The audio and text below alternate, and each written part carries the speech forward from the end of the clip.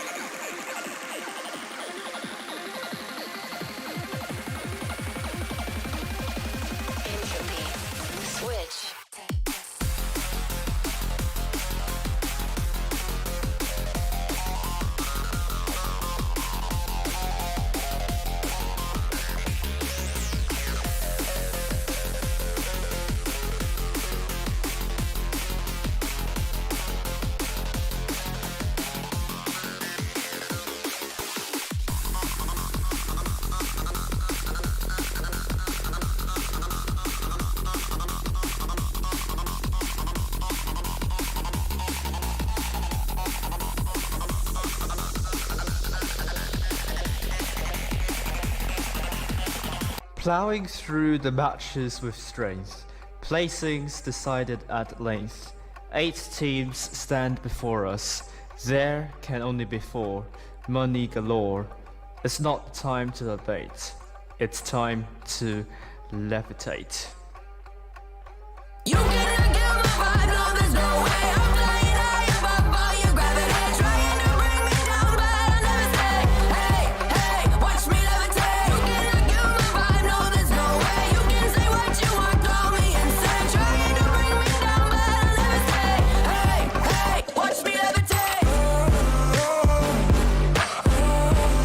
Watch me levitate. Hey, hey, watch me levitate. Absolutely.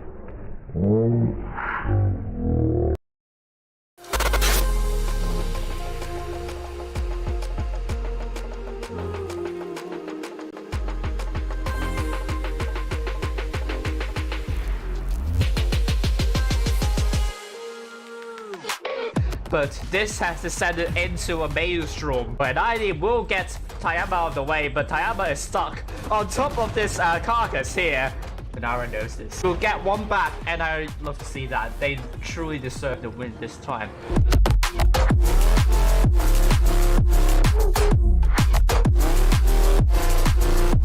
Hello guys, we are Arden from Japan. We will try our best for the first place. Please believe in us.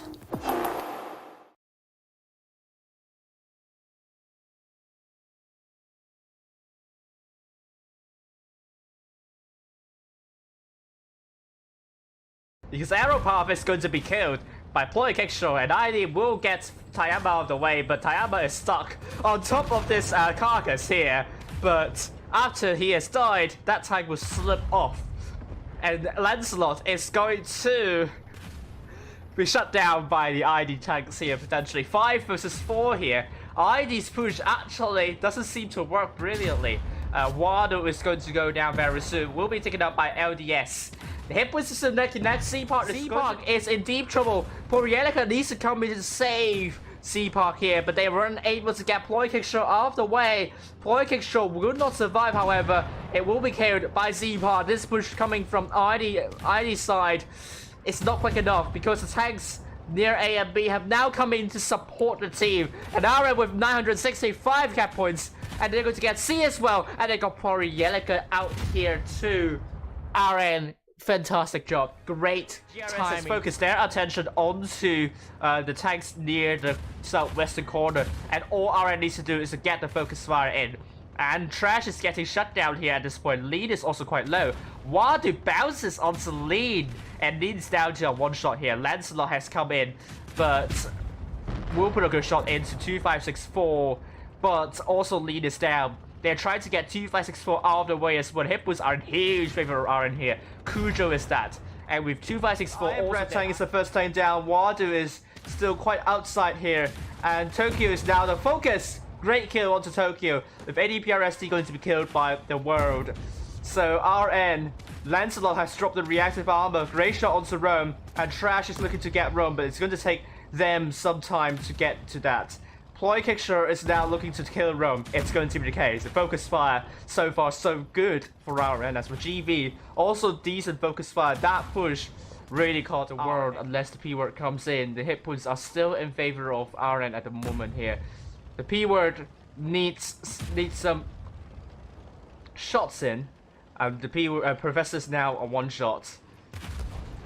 And we can see the P-word ramming into the world. But the P-word is now one shot, and Professor is now killed. The P-word needs to do a really good job now, but it won't be the case. Poppy gets the P-word out. This could go is being trapped here.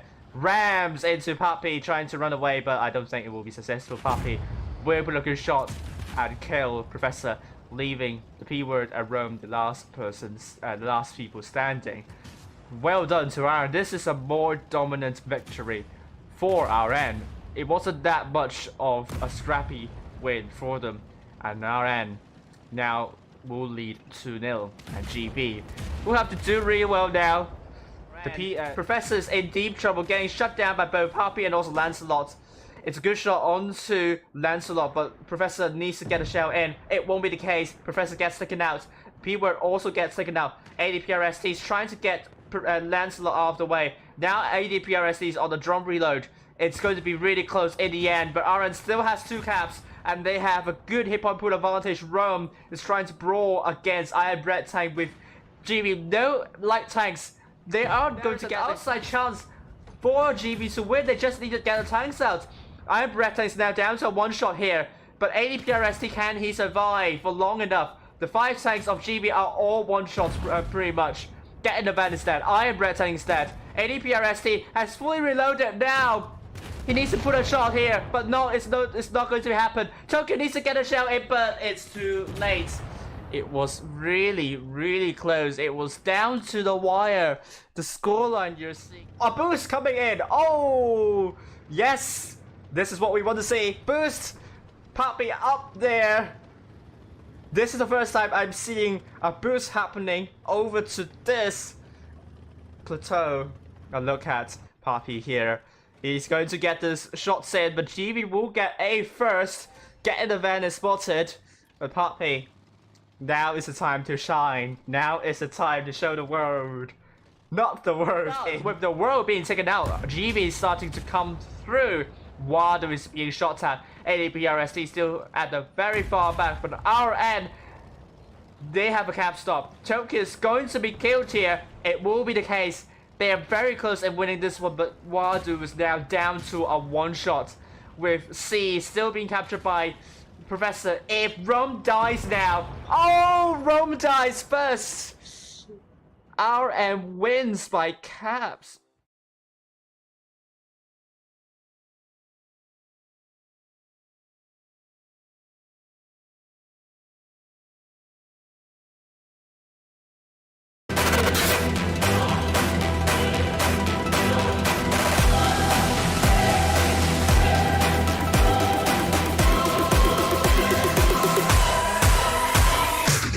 P-word is now making a push. They're trying to get the tanks out of RISQ. If they are able to do so, then they will be able to bring the advantage even bigger. Dead.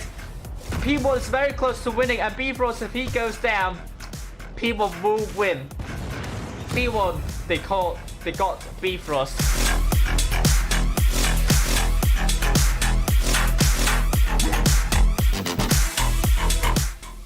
Is it a bird? Is it a plane? Nah, it's just me and the boys. Team Revenant!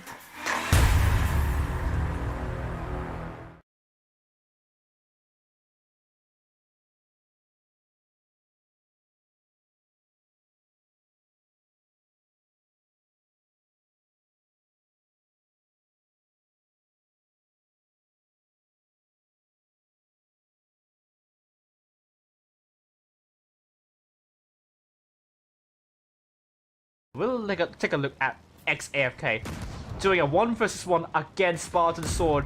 Big HE shell to the backside of Spartan Sword. At the same time, we're seeing ID struggling to push anywhere forward. P1 definitely looking to distract these two tanks here. He's going to be really important. Buy time for Human to clear out all the tanks in this area here. I don't think AFK is going to last for long, but he would be very important. Pixel's great shot to arrow path, but ID is now barreling in, trying to get perimeters out of the way. ST is now come forward. P1 is now fortifying this location. Arrow path is at the top, putting great shots there, but Pixel's returned fire. It's all about efficiency. C-Park is now dead. Last one for me is Ram 2 dead. Chromatros is now dead. XAFK is now dead. It's now going whichever which way. It's now 5 versus 5. P1 will get arrow path all the way quickly here. And this is getting really, really intense. ST will... It's going to be hard, but they're losing hit points left, right, and center. And here is trying to get Poltergroup out of the way, and all GRS needs to do is kills. But P1 is also getting a couple of shots in. Now P1 has the Cavalry back, but Poltergroup is now dead. This is huge. And now GRS is now focusing the tanks onto Milkshake. Boa Sorter is down, but they need a tank out as soon as possible. If they don't, they're going to lose this one. And they need the shots. Oh, but Badger will not last for long. Big shots onto Badger. Great focus fire right here. Already one tank down for GRS. GRS, this boat call is not going to work. You can see a lot of shots going into Boa Sorter. Look at the focus fire from P1. Not even GRS can cope with this discipline. This is amazing. Amazing to watch. T564 is going to be next focus. Made a call to push onto Boa Sorter. Bold call. This could work, but they have to be decisive about that. Poltergroup now in a bit of a difficult situation, but Boa Sorter will not last for long. At the same time, GRS, are they not doing anything on the other side? They're going to allow Boa Sorter to be taken out. Legalera, great shot to Mombo. GRS looks very confused at the moment. Even the double Crown Vargans are able to take a tank out in a numerical disadvantage, and this could be big. We're now seeing a push coming from the Crown Vargans. XAFK is a bit low in hit points, but Chromatros has now come in. I need to sort of crossfire, the focus fire, I mean. Milkshake coming from this angle, but GRS, they have 2564 coming from the other side, but there is a light tank dealing this. Milkshake bounces onto Boa Sorter, but Pexos has been taken out. P1 can't really push at the moment, but Hero is down. Milkshake is still really healthy. It relies on Milkshake. At the same time, we're seeing RISQ now pushing in the middle, but XAFK has support. I think P1 might have this one. P1 needs to get a focus fire. Smurf Potato is now dead. We also see F Silver dead. Bifrost good to go down. P1 is getting together nicely. RISQ, I think their push is quite disorganized. They have lost 3 tanks now. XAFK is dead. Pixel Rage is dead. It's a 5 versus 4. This has descended into the hit points are still in favor of RISQ. RISQ could still have this though. It's not over yet for P1. P1 with good hit point push sharing, but they are struggling with hit points. They have to cap back. They need to get a tanks out. Like Galera needs to stay safe. He will get taken out by F Silver. F Silver creating all sorts of troubles, and he will now come in to that with RISQ on Poltergroup. But it's a bounce from Juicy, and Bifrost needs to push shells onto Poltergroup. Look at this. Smurf is now dead, and P1 really... Oh, Milkshake is absolutely mullered. Bifrost is dead, but XFK is dead. This has gone into Pandemonium. Nitroglycerin is going to push shots onto Suga Mugu. But Suga Mugu is going to survive. ST is trying to move forward, but Horloud is trying to block ST. And ST is trying to put a great shell to Shugu. Now 2 tanks down for P1, 3 tanks down for RISQ. The Galera in the T100 LT is P1 is now making a push. They're trying to get tanks out of RISQ. If they are able to do so, then they will be able to bring the advantage even bigger. They don't want to lose Milkshake now. Time is running out for RISQ to get a kill. And P1, they don't want to lose a tank. Milkshake needs to survive. Milkshake is in deep trouble. But Sugar Mugu is now dead. P1 is very close to winning. And Bifrost, if he goes down, P1 will win. P1 they got.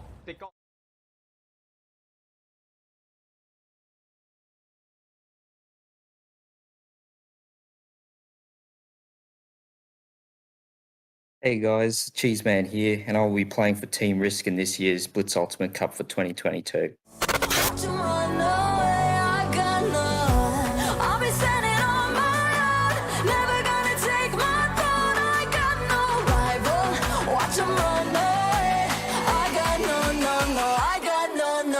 Sugar is going to come around to get the blue loss here. Yes, it will be the case, but Sugar Moon needs support. Smoked Potatoes coming from behind.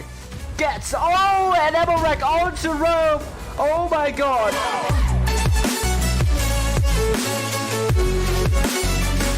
Hopefully we can finish a little higher than 4th place this time around.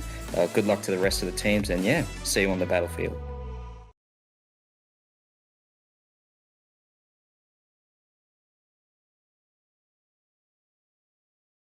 But at the same time, P1 will get C. Legolira can't get B, sadly. Oh, they found Smoked Potato isolated there. Oh my lord, that was an Emelrek onto Legolira. Game on. Oh my lord. I'm so sorry. Legolira, can we put F's in the chat here?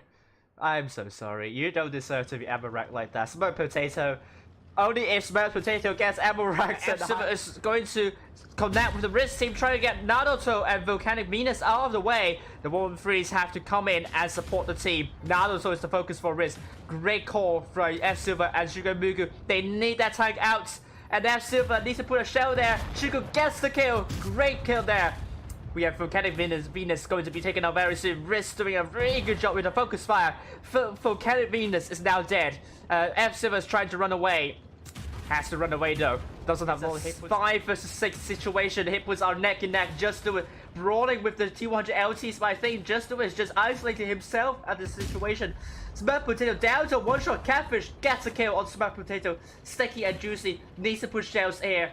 Riri is doing a better job near A. And we have Just Do It being taken out. It's still neck and neck. Anything can still happen right here. Juicy is trying to survive. And the focus is now on Catfish. Riri absolutely needs to get the shots in. Sticky is being ignored for a moment now. They have taken out Bistral. They've made a huge push onto C. And it looks like GB is going to lose C tremendously. And on the B side, GB has to get Willoware, but Willoware is holding up well. So RISQ is steadily gaining an advantage here. Rome is now down to a one-shot and it's been taken out. Rome, Professor, and Tokyo are all out. And we could see Willoware finally dead, and it has turned to a 3 versus 5. Smoked Potato puts a big shell onto ADPRST now. Bulos has now come in to get Cheeseman out of the way, and ADPRST is now out with RISQ leading by more than 2,000 hit points, and maybe by Master Roll now. GB absolutely needs speed, and they need tanks out as well. They got the Cheeseman here. But look at RISQ, they have positioned themselves nicely to take out Bulos and also Bistran. And they took out Bulos, and now they're going to isolate Bistran. And RISQ this time, they're going to make a big push onto A. And GB, they're now putting back. They're trying to absorb the push, but Bulos is unfortunately the focus for RISQ. And Bulos can't move back quickly enough. Now being tracked by RISQ. Takes another hit, and now down to a one-shot. The Cheeseman is still alive here. Tokyo is now the focus for RISQ, and RISQ is doing the push really well. But they are also receiving hits, but they are sharing hit points. Sugar is going to come around to get the blue loss here. Yes, it will be the case, but Sugar Moon needs support. Smoked Potatoes coming from behind. Gets, and Emelrek onto Rome. Oh my god, this is going to be huge. Hit points now in favor of RISQ, but there is a fire happening on Professor. Oh, Juicy. Gets a shot onto Professor. Professor's there down to one shot, and Sugar Moon will get a kill onto Professor's now 3 versus 6. Getting the man coming in. This is looking very strong for RISQ. Still very healthy, and he has to drop some hit points. Potato now coming in. We're coming in with a turret stuck on his head. This is fashion for you. This is fashion. Really good runway look, and deserves full points for me. Willoware continued to tour around Alpenstadt with the turret on his head. This is the new the new fashion look. This is going to be a meme. The Captain is still with RISQ, but RISQ does not want to lose tanks. F-Silver down to one shot, and Cujo is dead. All RISQ needs is a kill. All they need is a kill, and F-Silver just have to survive here. But all 3 caps have been captured by GRS. They will get B, and C can be captured. F-Silver needs to survive. Arrivederci needs to survive. RISQ, they need Arrivederci. Arrivederci has been trapped, and that ram kill will give RISQ the win. Meanwhile, GRS, they have Bifrost down to one shot. Arrivederci's now dead. Oh, RISQ is steadily getting back with the caps, but Bifrost is dead. It's now a 3 versus 4. GRS, there is a chance. Here RISQ is not alive. F-Silver might be trapped now. Cujo, great ram, but Cujo is dead. This is going to be really, really close. That leaves now Lee, the last person standing, with RISQ getting all the caps. Surely this victory will send RISQ to the...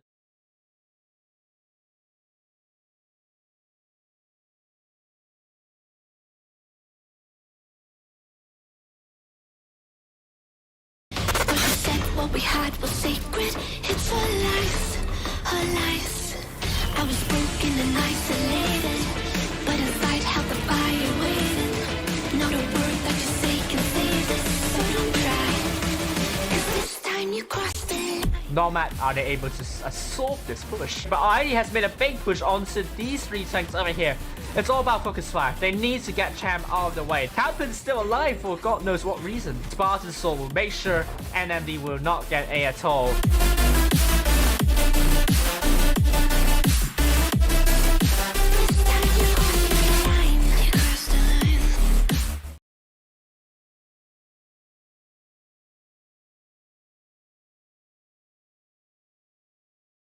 Now it's 5 versus 5. Spartan Sword now trying to, I don't know. I thought Z-Park is on Aaron's team for some reason, but the world is killed. And look at ID trying to close it onto Iron Red Tank. We are seeing lots of pushes from multiple angles. Iron Red Tank is not long for this world. And LDS, is it going to bounce? No, it's going to be a penetration. Iron Red Tank is dead. It's now 3 versus 4, but the hit points are still in favor of Aaron, but has been on him for a while. But then the rest of RD tanks have now come in. RD is trying to hit point push air, and that's what we would like to see. Trash is now down. This has descended into pandemonium, but RN Tayama is going to go down very soon. RD is gradually getting an upper hand here with the numerical advantage. Campon needs to buy time for ID to clear up the southeastern corner. There are 2 tanks going for Campon. Campon is running away. He's not Tayama dead as well. 4 versus 6. There are still a couple of low hit on pool tanks, but we are seeing Z-Park trying his absolute best in shielding the tanks, but Lancelot from the backside will get tanks 1 by 1.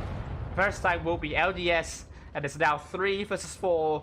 It's still not over yet for ID, but the sheer hit point pool advantage from our end has been substantially reduced, and the world is in ID. The rest of the team has now come in to support the teammates, but the hit points are in favor of ID right now. Poppy down to 1 shot. That Sheridan is out of the way. Porielica puts a last shell to Poor Kickshaw, but our end, the hit list seems to be a little bit distracted now. ID it seems to be in more control at the moment. But Lancelot and Wallow now coming for Lasso for me. With Tayama now dead, Poor Kickshaw will be hoping they leave. Golira is trying to run away. Oh, dodges 2 shots. Oh, wow, yes. Run. Continue to run. He might be able to survive, actually, at this moment in time. Another dodge. Oh, my lord. Golira was really fortunate not to die there. ID would feel really bad about this, but it's not over yet for ID because they could win if P1 is unable to get the kills here. Oh, error path by Pixel, so Pixel is pretty much trapped on the dunes here, and he could be taken down next by ID. He has almost reloaded the 2nd shell, but he is perma-tracked, and that is not good here. Great shot to Porielica, but LDS will kill Pixels. Hipwood still in huge favor of P1 at the moment. but there are lots of low hit point pool targets of ID. The numerical advantage could haunt them hard if they don't start. Especially when the VK 90.01p is very much out of position. Florielica just jumps onto ST and Ram kills that tank. And P1 definitely will try to connect with the rest of the team to get LDS out of the way, but last AFK, no, XAFK is looking at a different target here. And XAFK will be killed by Florielica. And it's now 7 versus 5. Look at it, hit point push sharing of ID, absolutely wonderful. P1 will get, it's all down to their shot efficiency now, whether they are able to put all their shells in, whether they are able to bounce fewer shells. P1 now only has 4 tanks alive. The Capons are still in favor of ID, but maybe not for long. And ST absolutely have to put a shot here. Put a shot onto Spartan Sword. Legorilla has put a shot onto Campen. Ram kills that. And Florielica. Oh! Spartan Sword. Oh! Kills Pexos. They have found a way. They have broken down GV's defensive line. And they are now going to barrel in to get the tanks up. Great timing from ID here. We're seeing Campen now looking to get Tokyo out of the way. Or not. They are looking at different targets. They're allowing Tokyo to stay alive for now because Get in the Van is the target with lower hit points. Campen, great shots onto Tokyo. I think ID will win this one. Oh wow, oh wow, oh wow. Legolera! Come on. Oh, it's a bounce! Very unlucky, that one. The C-Park, oh my god! They could do this. They could potentially do this. Oh my lord. C-Park misses onto the Golera.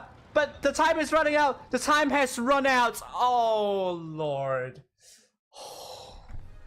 P.I.D. guessing.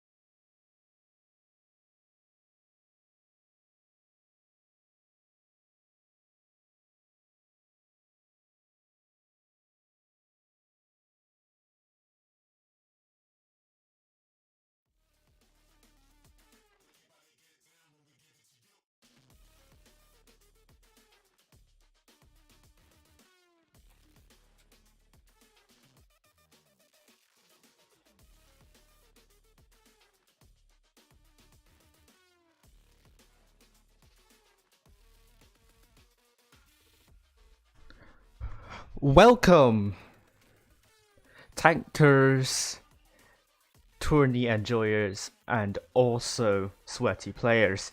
This is the Blitz Ultimate Cup, the first day on the APAC server. Once again, I have to extend my congratulations to Jokers for winning the Blitz Ultimate Cup on the NA server, but now we're watching the Blitz Ultimate Cup on the APAC server. So this is the Blitz Ultimate Cup format. It's double elimination, best of 7, grand final best of 9. There are 4 teams in this bracket, and the team that loses 2 rounds will exit the tournament. There are lots of lucrative prizes if you get to higher stages. The top 3 will get the custom in-game clan logo. The prize pool per team will be as follows. The first place will get $25,000, second place $15,000, third place $7,000, and fourth place $3,000. This is the brief timeline of the autumn season this year, and this is the Blitz Ultimate Cup, and these are the dates where you can get rewards and watch amazing games. Tonight I'll be following the first day of the APAC server, and tomorrow I'll be back and I'll be doing analysis for the matches tomorrow, and they will be streamed on the official Wargaming YouTube channel. This is the bracket for the Blitz Ultimate Cup here. We have ID versus RN in the upper bracket first round, and this is the game we're going to be streaming, and then P1 versus RISQ. this is the rundown of the stream. So there are 3 matches that will be played, that will be streamed tonight. We first follow the upper bracket first round. The maps are Mine Ruins, Canal, Yukon, and Rockview. I will talk more about the next few matches later on because we are running short of time at the moment. So thanks to Winterfox for this video. So let's have a brief summary of what happened in the professional tournament that decided the top 4.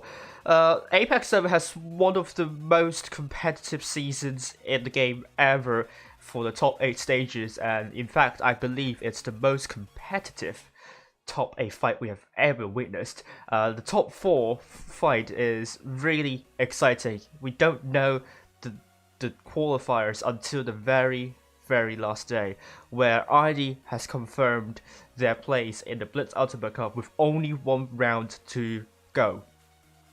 And on last round, there are 3 clans that could potentially drop out of top 4, and there are clans that could potentially still go in. As you can see, normalizing against the leader win rate of the professional tournament, you can see how competitive this season has been. And this is the table. We have ID, RISQ, P1, and RN qualifying to the Blitz Ultimate Cup. Unfortunately, we have to say goodbye to GV, GRS, Riri, and Nomad, but they've won a lot of battles as well. Especially GRS, they've won 42 battles. With this number of battles, you could have easily qualified in other seasons, but this season has just been a little bit too brutal for all the clans here. And before I continue to talk more about the clans you're seeing tonight, well, let's get the trailers up.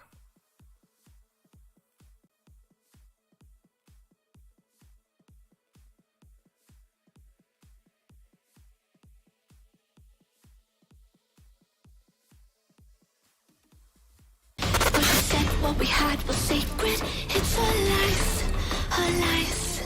I was broken and isolated, but inside held the fire waiting. Not a word that you say can save this, so don't try, 'cause this time you crossed it. Nomad, are they able to solve this push? But ID has made a big push onto these 3 tanks over here. It's all about focus fire. They need to get Champ out of the way. Captain's still alive for God knows what reason. Spartan Soul will make sure NMD will not get A at all.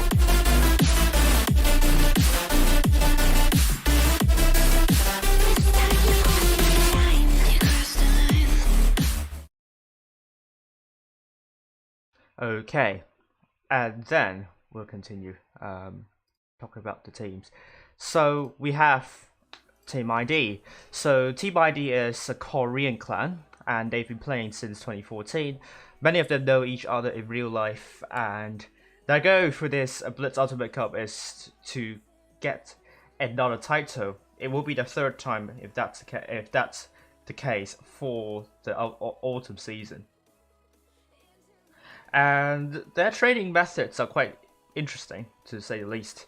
They're using the regular battles to improve their map reading and situation awareness, and this is what they're really good at. Map reading and situation awareness, and they can definitely rotate when they find a weakness in the opposing team.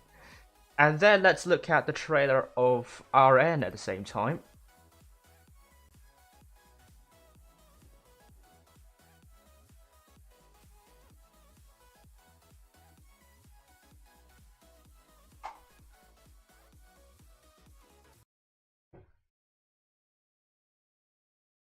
Because Aeropov is going to be killed.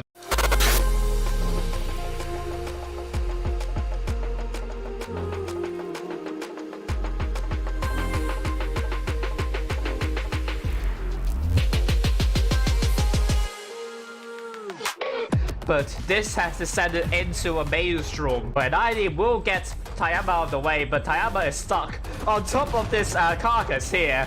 And Aaron knows this. We'll get 1 back, and I'd love to see that. They truly deserve the win this time.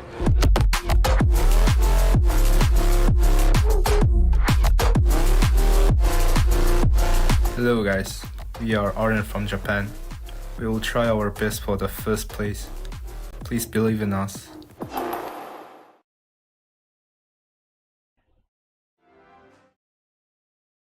Alright, we don't have a lot of time, so just pretty much going through here.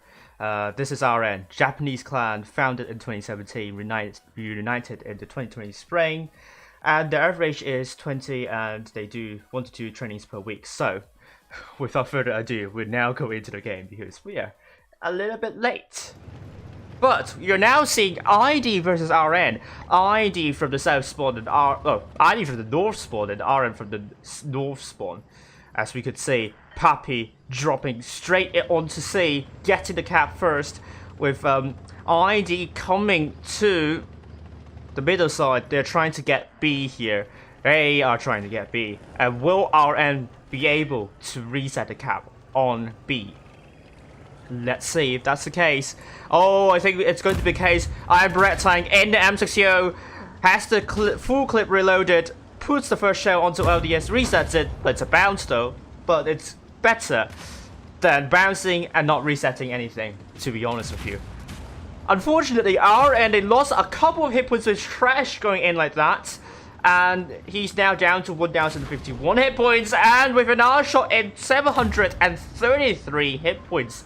ID will successfully capture B, and at the same time Papi has gone straight into the base of to the spawn of ID, and he's trying to get some spots in and trying to pincer our ID tanks here.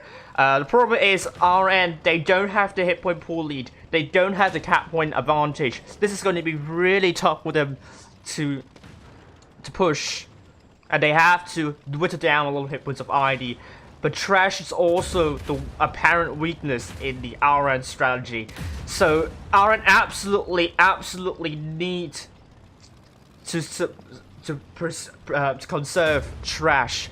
And oh, trash is now killed by Z-Park. And this is going even worse for RN now. It's a 7 versus 6 situation here. ID with a strong hit point and cap advantage. And it's going to be interesting to see what RN is going to do here. They can try to push Z-Park, but you can see Last of Me and Counterpoint are the tanks to prevent a push coming from RN. So RN, they have to absolutely make a tough decision. They have to be really decisive for the push and hope that ID will fluster with the focus fire and the organization. And RN, they just have to take a deep breath with the world taking some hits already. And Ploikisha also taking a couple hits. And we can see Papi once again obtaining more information for RN. But RN doesn't have a lot of time now. It's now 800 cap points here. We are seeing a push coming to LDS. But at the same time, we're seeing Spartan Sword coming from behind. And you can see a big shot potentially coming in from Spartan Sword. But it's a bounce though. LDS is not going to last for long. And Z-Pod is going to brawl with Lancelot here. As you can see, Z-Pod got destroyed. I think he's jumped off the land bridge here, which is not nice to see. But Tayama is the focus for ID. Ploikisha is now killed. And it's now 5 versus 4. And you can see ID looking really strong here. They just only need one more kill. But RN, they absolutely need to land a kill. But it's not going to be likely. I'm Red Tank trying to get a cap stop. LDS is now dead. This is the lifeline for RN. They absolutely need to get the kills out. But Iron Red Tank's now dead. We can see Lancelot chasing around, trying to get Last of Me out of the way. There is still a glimmer of hope. But this is going to be slimmer and slimmer as the time progresses. And Lancelot is now killed. Well done to ID, bring home the first victory tonight. Congratulations here. But it's not the end for RN yet. It's a best of 7, so the team needs to win 4 victories in a row. Not really in a row. 4 battles in this fixture in order to qualify to the upper bracket final and get a custom in-game clan logo. Well done to ID and RN. I think the problem is they weren't able to deal with the cap disadvantage and a numerical disadvantage they have, and they were pretty much on an uphill battle. They tried to get the focus fire in, but it was a little bit too much to to demand from RN, as they have already lost such I mean, when ID has pulled off such a huge advantage at the start, and really nothing more you could do about that other than trying to get a really good push and hope that ID will fluster. But it didn't happen in the end. ID just got everything together, and there's nothing you could do more about that. And before we continue, we're just going to bring you the head-to-head comparison between ID and RN to see how both teams fared against each other. In the professional tournament, ID has won against RN 2 times. The first time 4-2, the other time 4-3. ID versus RN, the first time I streamed them. And they are some really great battles, actually. Very competitive, and you will be impressed by how well both teams play. And I can say the same here for both teams. Tonight, they fought really hard to this stage, and I hope they do really well tonight. And let's go back in. And we will get... let me just insert the correct scoreline, and hope this is working on the stream brilliantly. And it is working brilliantly. So we go up high again and see ID versus RN. ID red team from the south spawn this time, and RN blue team from the north spawn this time. Looking at Poppy and the T100 LT, looking to get spots for RN, and he's going to drop into C for now. He is going to capture C, and he's going to get the cap lead for RN this time. They really need a cap lead this time, because last time they didn't have cap lead. They lost a tank as well. This time, hope they will do better. The LDS is going straight onto B, and he has taken a couple hits already. But this is going to be a big fight. RN, the world, looking to put shots onto LDS. But as you can see, you can also see Trash fluffing the shot onto LDS. This is not a really great start for ID by any means, but the world is absolutely shut down by ID's focus fire, and the world is trying to get LDS out of the way. I think we are already seeing a push coming in from RN. They have taken out LDS and they're trying to get Zima out of the way, but ID is totally ready for this. RN, they need the organization all together. Oh, a big shot onto the backside of Iron Bread Tank. The world is now dead, and poor Relica bounces onto Iron Bread Tank. This is going to be huge. Last one for me. Well, misses that shell. Oh my goodness me. And it seems RN has done a really good job in the push. They are now trying to get more tanks out of the way. Z-Park is now isolated. Iron Bread Tank is now dead. Tayama is a focus for ID's tanks. As you can see, for Relica looking to put a great shot in to Tayama, but it's a bounce though. If they keep on bouncing and missing their shells, RN, they don't have the hit point advantage at the moment. They can absolutely make a comeback here. The numerical advantage is with ID at the moment. It's a 6 versus 5 situation here. Tayama is going to be down very soon. Lancelot is now dead. It's now a 6 versus 4 situation. The poor Relica will get a kill on Tayama. Spartan Sword is the focus for Ploy Kickshaw, but he got double tapped here. Great shot on Spartan Sword, but it's going to be enough for RN. I don't think so. Z-Park still alive. Trash might be unable to put a couple of shots in. And Ian is now another bounce. Ploy Kickshaw is now dead. Pappy very far from the rest of the team. As you can see, there's 1 versus 1 situation happening. It's finally a kill, but I'm not sure how many bounces Trash has scored in this brawl. But you can also see Pappy, the last person standing, trying to get shots in. Spartan Sword unable to land the killing blow. But we can say ID once again another dominant performance, and Trash finally the last person standing.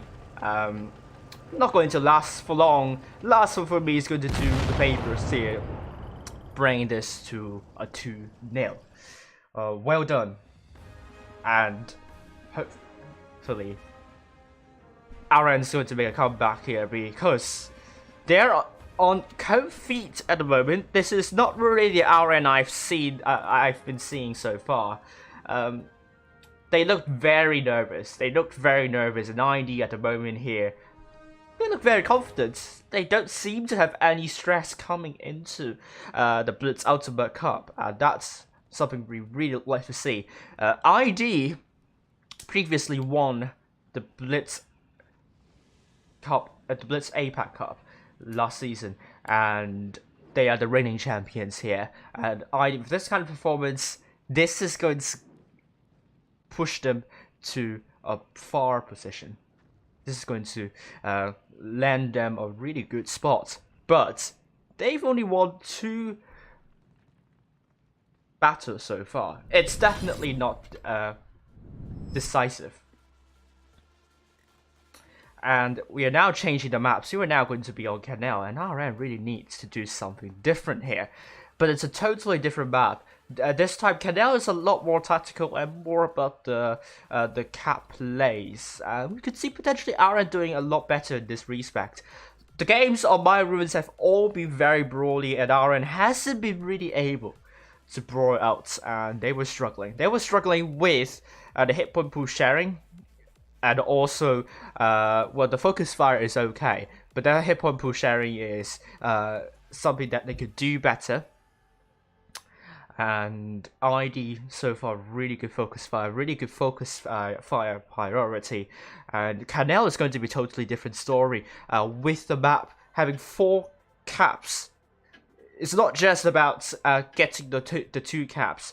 It's also a common map for teams to do rotations in the cap disadvantage situation.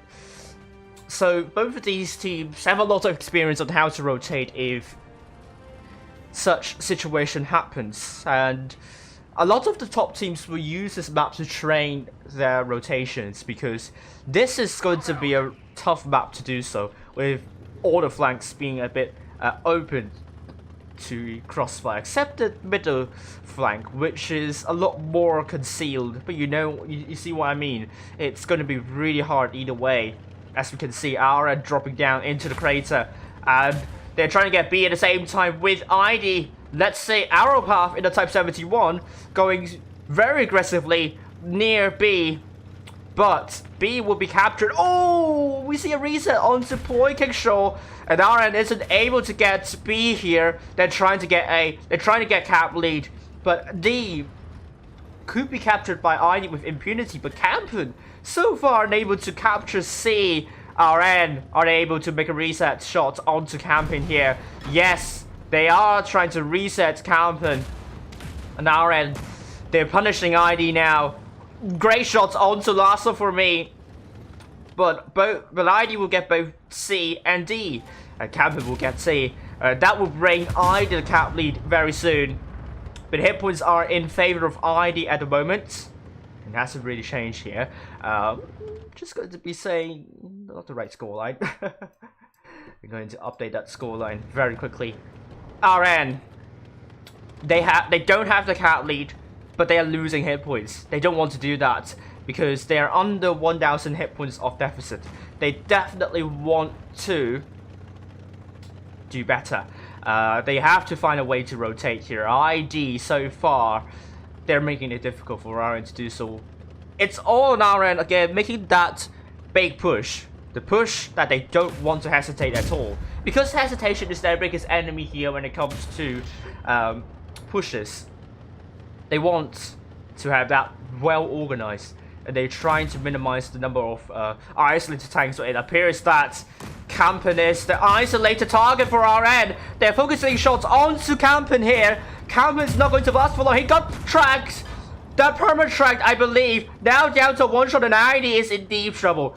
Campen's not going to last for long. That's a great start for RN. They desperately needed that start. Great shot onto Plorietica, and RN so far has done a really great job with ID trying to get B at the same time. That will put a lot of pressure in terms of caps here. LDS is trying to get A as well. So RN, they have to be really quick with the rotations. Are they going to rotate back to this, back to A? Oh, I think this could be an interesting idea here. RN, they're trying to stop LDS from capping. LDS is horrendously isolated. I'm not sure if he's going to survive along. Popping, great first shell onto LDS. He's going to be joined by a couple of light tanks here. RN, that quick rotation, that quick judgment here. I think this could be the main difference for me, they're going to lose another tank. Lancelot coming from behind, looking to land a shell onto LDS. RN is feeling determined. They're not going to let ID to go to a tie to a match point. And now our RN's trying to go into B as well. And ID, I don't think they have shots to reset B. As you can see, boy kick shot, great shot onto our path. ID is now dropping hit points. But the hit points are in favor of RN. The guns are in favor of RN. And we can see RN on the other hand, they're trying to locate Plorielica. They're going to push onto Plorielica now the light tanks have come in. They're trying to get the tanks out of the way. Now, Pappy and also Lancelot, they're trying to get Arapath out of the fight. That's the third time they've discovered to be isolated for the RN, for the ID team. And Plorielica has been spotted being very isolated here. As you can see, the World and also Iron Bread Tank teaming up on killing Plorielica. But it's a bounce from the World. They really need to get that tank out. They still don't have the cap advantage, although they have now 2 caps versus 2 caps. For ID, that kill will give them the cap lead they sorely need. Now, we're seeing Papi and also Tayama both one-shots, potentially. Tayama may not be a one-shot, maybe a 2-shot, but they have to keep the tanks alive because now RN has the cap lead. If they lose a tank, ID will get the cap lead back. So ID could still get this if they are able to get isolated tanks, but I think this could be big. Spartan Sword, still full health, has found Iron Bread Tank. This one is versus 1 fight. I think we will have to follow this in full, because this could be really important. If Spartan Sword is able to get Iron Bread Tank out of the way, that will give ID the cap lead. Iron Bread Tank absolutely needs to shut down Spartan Sword, but it's a miss. Oh, but it's a bounce for Spartan Sword. Spartan Sword needed that kill, and we can see C potentially being captured by RN, but Iron Bread Tank is dead. RN does not have the cap lead. Once again, they do not want to lose another tank here, because that could mean ID is going to win this one. But they got a cap stop just in time. Tayama is now dead. Oh my lord. If RN loses another tank, it's all over. Last of them is now dead. It's now 2 versus 5 here. Spartan Sword still very heavy. Ziva down to a 1-shot, but RN gets this one. Oh my god, this is really close. ID almost got this one at the skin of their teeth. It was down to the wire, all down to the kills. Fortunately, RN is able to get the cap stops on all 4 caps just in time before it gets to 960 cap points, where ID could have won at that point when that kill happened. But because RN got the C and D bases cap stopped, ID wasn't able to win by kills. It could have been catastrophic for RN, but they got it in the end. They got the cap stop. They did everything they could do. I think the main problem this time is they were very spread out on the defense, and they weren't able to consolidate, and that's a huge problem for ID. They really need to sort their positions out again, and figure out how you can do better with the defense, the cap defense, and RN. Definitely, some really bold calls, big decisions, getting camp point at the start, and then those light tanks rotating back to get that IS-7 near A. That was a really good call, and that brought RN the 2 tank advantage, ultimately reducing the ID's shot efficiency and the effective DPM, and with ID also another tank isolated near the spawn. It's going to be a really good win for RN, and I'm happy they got the win that they deserve. Now it's a 2-1 ID. They don't want to get. They don't want to be complacent now. They have started this match with 2 really good performances on My Ruins, and now Canal. The first match wasn't really that good for ID, and that has to change, because RN is on the up here. They are now picking up the momentum.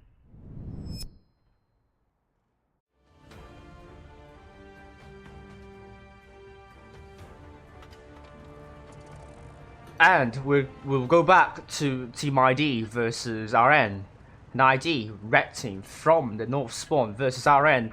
Blue team from the south spawn. Let's go back here. ID, they are trying to get B at the start, and RN, they're looking to get C here. Who will get the caps first? We'll see right now. You can see B and C. Oh, I think we can see a big bro coming in now.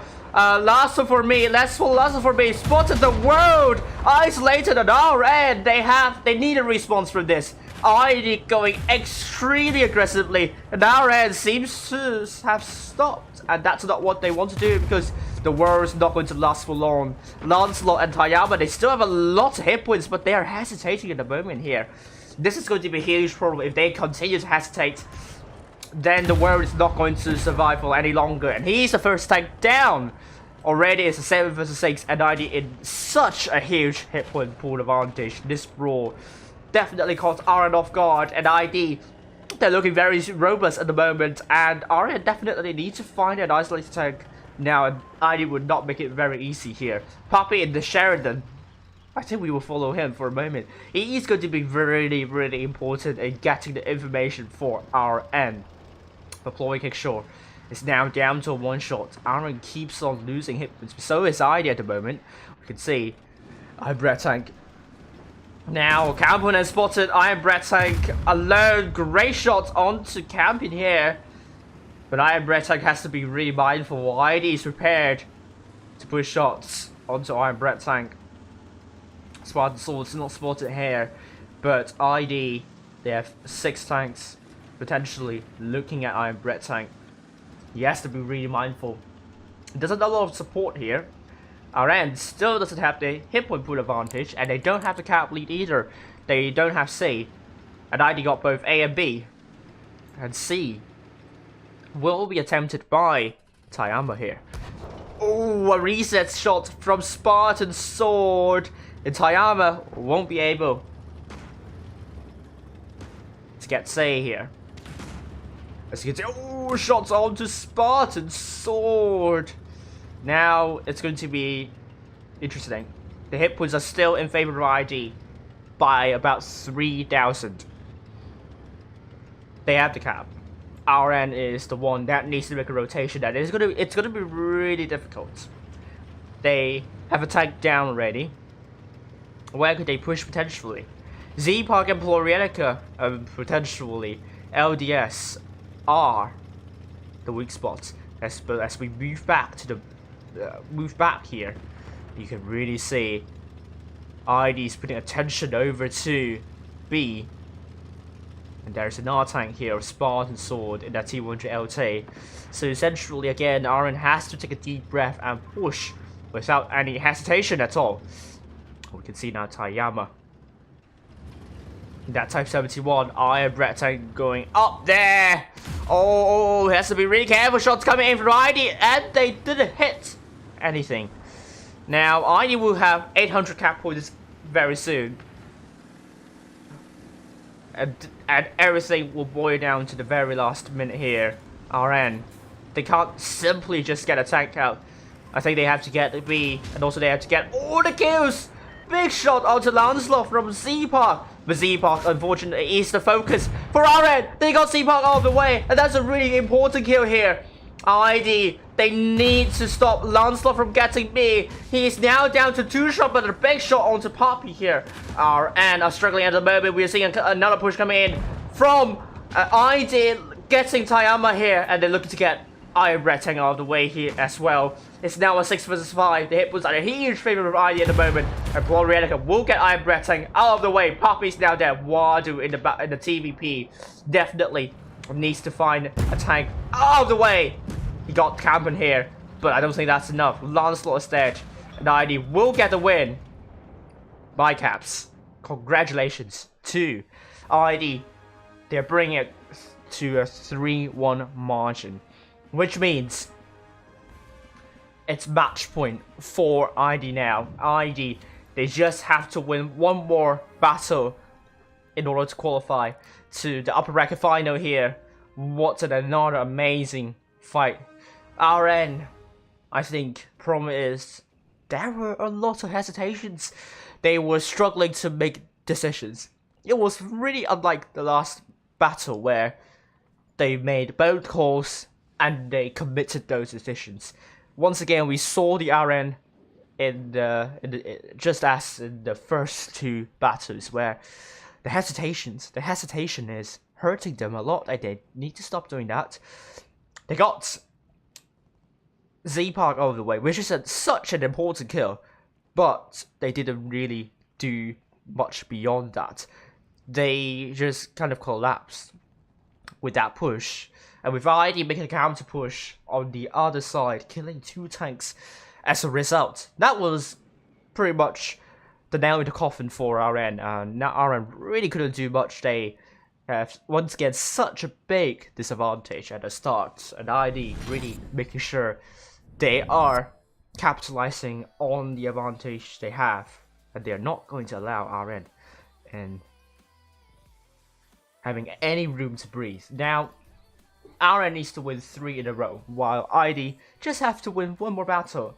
The pressure is really on for RN, but they will have a second chance in the lower bracket first round. And ID, they look very confident. They look absolutely on fire tonight, except the loss they had. But on Yukon, things would turn out really differently.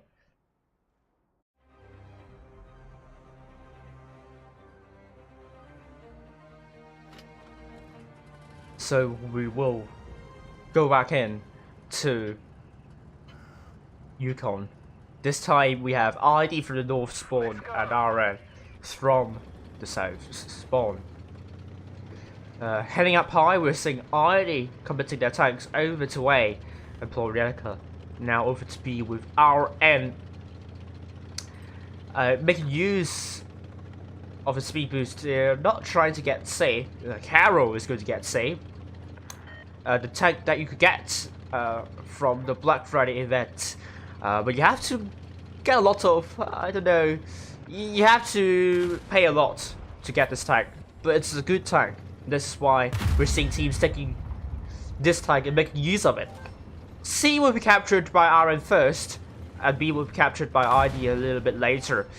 Ploy Kickshaw has been shot at. But the cap points are going to be in favor of ID because they got A more quickly than RN gets D. And once again, it's RN that needs to make a rotation. But so far, except the Canal's first battle, their rotations aren't really that good. But that's not really entirely their fault for the push alone, because they were in such a huge disadvantage. But that's not the case this time. They have similar hit points as ID here, but I think our ID has found an isolated tank of trash Lancelot there to frustrate ID, and it appears to have petered out the organization here a little bit for ID. And Plorianica wasn't able to ram onto the word. Unfortunately, Plorianica is the focus for RN. They're focusing the mouse, and this is the time for ID to make use of this to get the tanks out. Z-Park, on the other hand, is getting isolated. RN is doing such a good job at the moment in isolating tanks. Z-Park is out of the way, and it's now 5-7 here. Trash is now focused for ID. And Campus trying to run away, but he's going to be met by 5 tanks looking to shoot shots onto Campen. And Trash is now there. It's now a 5-6. As we can see, last for me. Big shot, deploy Kickshaw. Ploy Kickshaw is going to put all the shells onto last for me. That's going to be important. He needs the shells in, but Spartan Sword just in time. Bouncing a shot for last for me. And last for me will take another shell. He has to stay back. But Campen has been taken out. The T100 LD has been taken out. The Hippos are now in favor of RN still. Arrowpath going straight in, trying to connect with the rest of the ID's team. But I think that could be a bad call. Now RN's going to put all the shells onto Arrowpath, with Wadu getting Arrowpath out of the way. The attention has turned onto Spartan Sword, with Iron Breath Tank bouncing the shot onto Spartan Sword. LDS is dead. Lancelot gets the kill onto Spartan Sword, with Last for me lasting any longer. big shots on the last one for me, and that's going to seal the deal for RN. Bring this to a 3-2. Well done to RN. That's a great push from RN, but more to do with ID's counter push. They spotted and isolated RN tank, potentially the mouse. No, not the mouse. The mouse was Paul Rielica. Problem is, they were isolating themselves a lot in that push. It looks very disorganized in my opinion. And I think this kind of disorganization is hurting them a lot. They have to be grouped closely with one another and try to connect with one another, because tanks like our Z-Park? Forgot. I think it's C-Park, but pretty much isolated himself where the rest of IDT was behind them. They have to sort it out. It's kind of an apparent communication issue we're seeing here for ID and RN, really making use of this mistake by ID and capitalize on that lapse of judgment from ID. And they make sure to get the focus fire on point. Even though they focused the mouse, they committed that. This time, RN didn't hesitate, and the battle stage won. It all depends on RN not hesitating. And this time, we're going back on Yukon now. Pressure's still onto RN, but that victory will probably put the pressure off a little bit.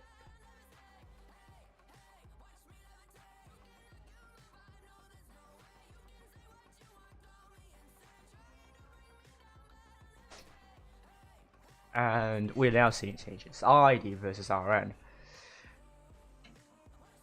Can ID bring this one home? And RN, they really need to do something really good. Now, they need a spark. There's still hope for them. But it's still match point for ID. ID just have to win one more battle and they are through. And RN will make sure they're not going to make it easy for Team ID. And we can see ID from the south spawn and RN from the north spawn this time. We can see ID. Oh, we can see a big brawl coming in, I think, near the northeastern corner, where I think everything will go down to that. B will be captured by RN. Oh, let's look at Trash, the Ice 4. Spotted up I going into northwestern corner, going to take the bush here. An hour path. Trying to get a shot onto our Trash. B will be captured by RN. They have to cap lead. And ID will try to get A. And that will be important for them. They need a cap lead. They're trying to get C at the same time as RN. Poppy's going to drop into D and cap it out. But that would be a little bit too late, or is it not? ID still doesn't have to hit the cap point advantage, and if Poppy's able to get D, RN will retain the cap point advantage. And they did. They still have the cap point advantage, and ID now, they're the one that needs to rotate. And we can see Arrowpuff holding the north eastern corner really well. LDS is taking a hit. Trash is taking a hit. It's a trade here. Calvin has taken a Nexi shell from Tayama. But we can see ID gradually pushing the lineup, trying to pressure RN, trying to force RN into uncomfortable positions. But they weren't able to do so at the moment. RN is sitting comfortably behind.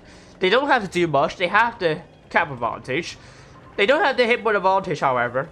They have to trade better than ID. Glorienica and the mouse, I think it's debate here if RN decides to make a push. But they don't have to make a push. All they need to do is just survive, preserve hit points. Spartan Sword has taken a hit now. RN has the hit point advantage and ID. I think they are trying to find a way to break through. But this is going to be really hard, because RN is not going to make it easy with this kind of defensive setup they have. When ID makes a push, they will have to push out in the open, and that will be prone to crossfire by RN. They can try to get trash, but I have Red and Tayama is still are totally ready for this. They can't push Poppy. Poppy will simply just run away. They can try to push onto Boy Kickshaw. Once again, that push will be spotted. And the crossfire is ready to shut down any tanks of ID. So ID, the only choice for them is to make a really big push and commit to that push. Nothing more you can do about this situation. They can wait until 900 cap points and try to force a win by a kill. That might be happening here, but at the moment ID is really trying to get a push, but they are drawing more and more hit with RN and bleeding a lot better so far. But we can see Poppy here, RN, they've completely spotted what ID's trying to do. I think they're trying to make a respawn to see a great shot to last for me. Now ID is trying to make a push on to see Lancelot. I think we'll meet last for me, but a couple of misses and bounces here aren't going in favor, but ID at the same time pushing near A. They're trying to take trash out. Poor Relic is now dead. Aaron's trying to make a counter push near C, and it all boils down to this very last minute here. Can Aaron bring this one to a tiebreaker? Aaron Puff is now dead. It's a great push from RN here. ID, they are unable to find isolated tanks. They're trying to get trash out of the way, and they did. And there are still 6 tanks alive for RN, with ID only 5 here. Lancelot down to 1 shot. And the cap was on a huge favor of RN at the moment. Spartan Sword is now really low. RN is trying to seal the win with kills. Ploy Kickshaw absolutely had to land a shot onto Spartan Sword, and he did. RN, in touching distance of winning this fight here, LDS gets killed, and RN will get the win, bringing this to a tiebreaker now. 3-3. What a good victory from RN. And that's like a total opposite of what happened on my runes. RN bled a lot better than ID, and ID they had a really tough time there. It wasn't easy at all in making that push. And as I said, RN has every single. There was literally no way you could push without getting shot at by a lot. And ID losing on hit points at the start really didn't help the cause. This is why it's so important to conserve hit points before you make a push, because that's going to exactly help you to get the isolated tanks out and hit point push share, not lose effective GPM. Unfortunately, ID was pretty much pegged by RN, and there's nothing more you can do about that.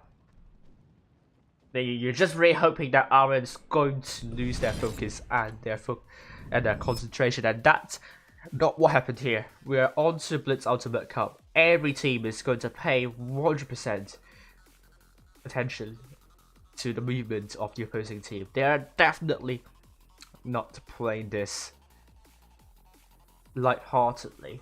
This is the big stage. This is where the money prize pool is on the line here.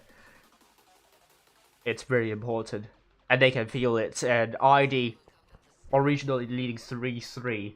Now both teams just has to win one more battle, and it's all over. It's a tiebreaker. Anything can still happen. Everything can still happen. ID versus RN. It's about time. They're going to be fighting for their lives. Who will qualify to the upper bracket final? Is it going to be Team ID or is it going to be RN? And let's look at the poll. 77% of you has said ID will get a win. But now RN has made a strong comeback, and this is not going to be easy at all. Let's follow Spartan Sword in the Sheridan. Apologies for my lack of keyboard awareness, but that has been solved. An ID, the Sheridan. Oh, Flying Extra spotted, I am Red Tank spotted, Poppy also spotting in this position to get ID Tank spotted. RN knows there are a couple of tanks near A, and they're going to be prepared for big fights happening on A, and Poppy will try to run away with impunity, and he does. At the same time, we are seeing A being captured by Camden. The first shots have gone to Poppy. I still a hit though, but it's not going to be definitive. RN can still do this. Camden will get A. Ploy Kickshot will get C. That will bring RN just 1 kill away from winning. And we can see RN holding there. 3 tanks spawn baiting. I think RN is trying to surprise IG. What do they have in mind here with the double Type 71 and a 1 WZ 103 ID, making sure RN is going to bleed with a couple of spotter tanks that are being a little bit careless. At the same time, ID they don't have to do much. They have the cap point advantage. But what we are seeing with Spartan Sword and also Florianica at the moment, they're trying to see if they can get safe. They're trying to see if they can bring the cap point advantage even further. But ID doesn't want to take too much risk here because it's all down to this tiebreaker. It's all down to this final moment. And we can see the world now leading the push. Is ID ready for this push? Is ID ready for the big squadron cut off RN? As you can see, Camden is going to be in deep trouble, and ID needs a response to that. Oh, I think we can see this one happening. Lancelot, big shot onto Camden. The ball's been dropped. Camden's not going to be lost any longer. RN, this push could work really well, and ID is struggling to save Camden. And Camden is now down to 2 shots here. RN, they're not actually pushing all in onto Camden at the moment. He's now 1 shot. But ID has been allowed to breathe. But that could be a problem here. Paul Relica and Spartan Sword still very far at the back. LDS is dead. Camden's dead. It's now 5 versus 7 here. RN with a strong hit point advantage. They're trying to make this work. They're sharing hit points. It's looking really good for RN at the moment. Trash is the focus for ID, but last of me is getting absolutely pushed by RN here. I think RN gets this one. Last of me is now dead. ID is now collapsing at this point. C-Park and Paul Relica is dropping down. And Aeropath is still very far at the back. I'm not sure what he's trying to do here. RN's now turning the attention onto Paul Relica. Paul Relica is not going to last for long here. Down to 1 shot. And yeeted out by Kickshaw. And Z-Park now the focus for Lancelot and Tayama. We can see Lancelot getting the kill onto Z-Park. Now the attention has turned onto Iron Brett, brawling with Aeropath here. It's 2 versus 7, and RN looking very confident. They're looking to get a big comeback here. Down 1-3, and they're definitely not on cold feet here. They have prepared themselves a basin of hot water to get their feet warm. Aeropath is now dead, and this is such a big movie for RN. I feel really happy about that.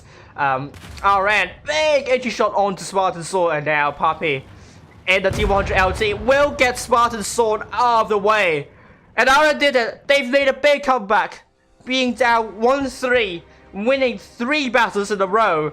What an amazing performance by RN.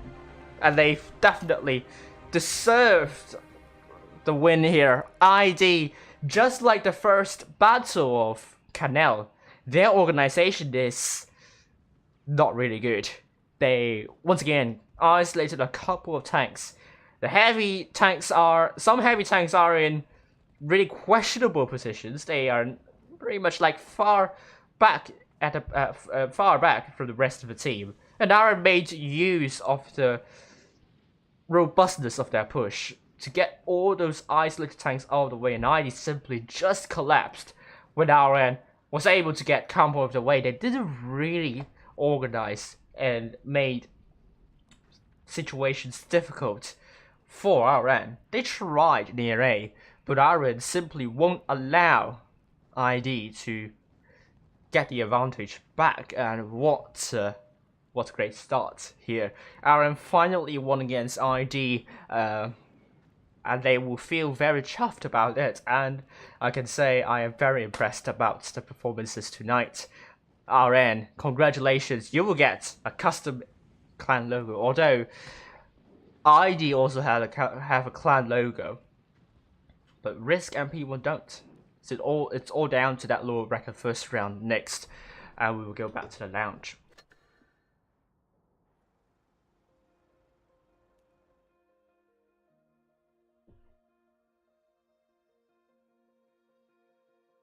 Alrighty.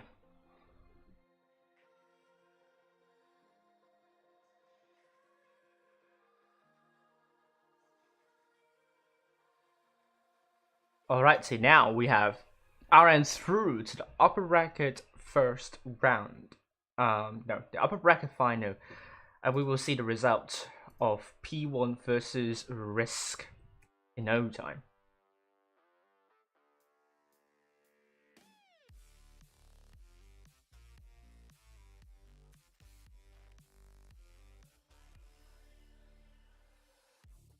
And RISQ has won against P1 4-2, and it all boils down to the lower bracket first round here. P1 versus ID, and will P1 be able to beat ID in the upper bracket, lower bracket first round? RN will face RISQ in the upper bracket final, and we will soon interview both RN and RISQ. And first we will have RN.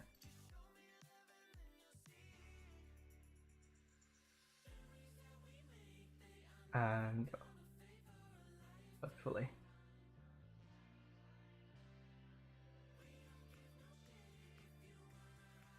we'll have RM people joining here soon.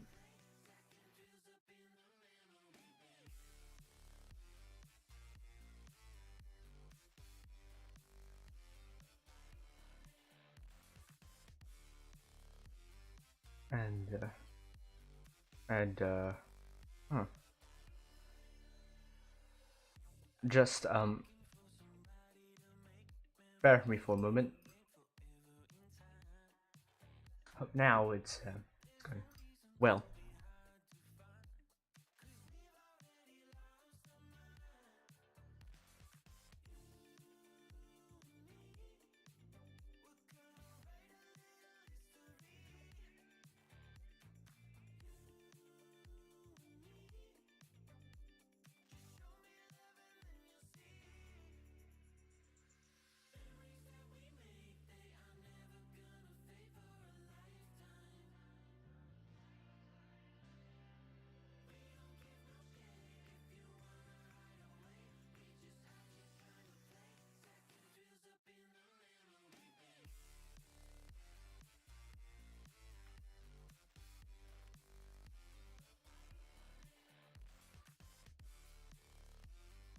All right. Meanwhile, oh, hello, Lancelot. How are you doing? Can you hear me? Hello, Idons. Yeah, I'm good. That's brilliant. Congratulations on winning against ID in a fantastic fashion. You were down 1-3, and suddenly you won 3 matches in a row. So, well, just have to say, huge well done there. What happened at that moment when you were down 1-3?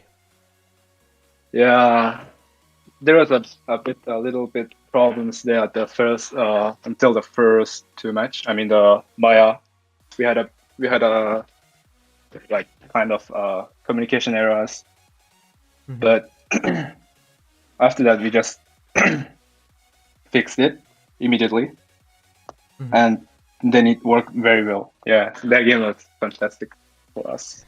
I mean, we can definitely see the obvious changes with the communication. I mean, especially the last 2 battles, those were some really big pushes. Like, let's talk about Rothfield, the tiebreaker right there. Yeah. I mean, ID had the cap advantage, so it was really on you to make that push, and ID just have to get a good defense. But how did you kind of make that call? Like usually we analyze the enemy team before the huge major tournaments, And this time, we also analyzed ID like very deeper. Then, yeah, it just worked very well. I don't know how to say this. Yeah, I mean it was beautiful to watch. To be honest with you, I think the next question will be about your clan actually. RN. I think it's called Rotanova. Is I pronouncing that one correctly? I believe you're not really like the founder, so not going to kind of ask too many questions about that clan. Yeah. But do you mind if you want to tell me more about the clan, like what the clan tag means, and and so on and so forth? Yeah, sure. So Rotenova means red star. Red star in German. Mm-hmm. And yeah, this clan was established in 2017 by Alpha CK only for the Tokyo game show. You know it? Well, I Yeah. actually don't know. I think I mean- wasn't there back then, so I probably Yeah. had no idea. Tokyo Gamescom.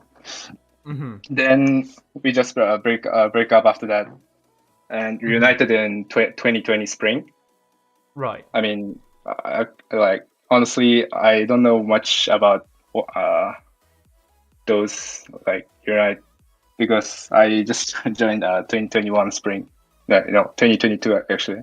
So I'm kind of new member for this clan. Right. Yeah. I mean, you weren't in RM before, so that's why I was Yeah. like, well, was not asking you too much questions about that, but just Mhm. yes. Thank you for giving us a good introduction about what the clan tag means. Red star. That means, yeah, and I think you can see it on their clan logo as well. The star. At Yeah, the yeah, bottom. yeah. That kind of represents their clan nicely. So we know that your goal is to do as good as you could in the Blitz Ultimate Cup. Do you have any plans for the team in the future seasons? Honestly, I don't know about it yet. We haven't discussed it. Yeah, we will decide after the Blitz Cup, I think. Yeah, I mean, still very early days, but I mean, already huge congratulations with that clan logo. I mean, you got the chance to update your clan logo, and that's a Yeah. really huge plus. Yeah. And at least $7,000, so you can still get more than that as you progress higher in the pecking order. So well done for the huge performance, the huge comeback against ID tonight, and all the best in the upper bracket final where we will be following you once again later on at night. I think it was going to be very late for you. Is it like 10 p.m.? Is it the start Yeah, time? yeah, it is. Yeah. Yeah, I'm it's a living in bit late Japan, for you. so That's true. So yeah. thank you. Anyways, yeah, Thank you thanks very for much for the- streaming us. You're very welcome, and also thank you again for the team pick and also the voice memo. Yeah. Was shown on the trailer, but we will be showing that again when the upper record final matches Yeah. begin shortly. So thank you. Stay tuned for the upper bracket. We will Yeah. show some amazing games again. Hopefully so. Thank you very much, Yeah. and see you very soon. Yeah, thank you. Bye. Yeah. So that was Lancelot from RN, and they've performed really well so far. And we will soon have RISQ here.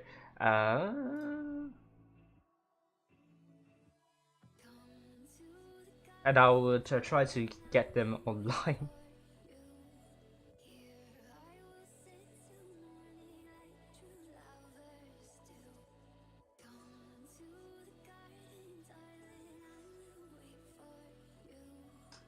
And meanwhile, while I'm kind of updating stuff in the background, once again it's RN versus RISQ in the upper bracket final and lower bracket first round, ID versus P1. And we are interviewing the upper bracket finalists at the moment, so well, enjoy.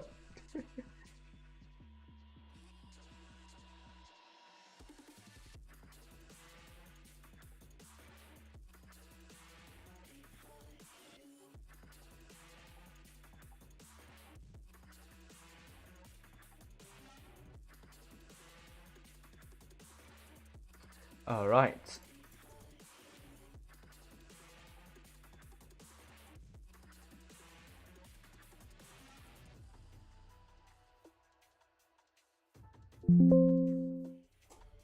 Okay. So we're still waiting. I might play a trailer of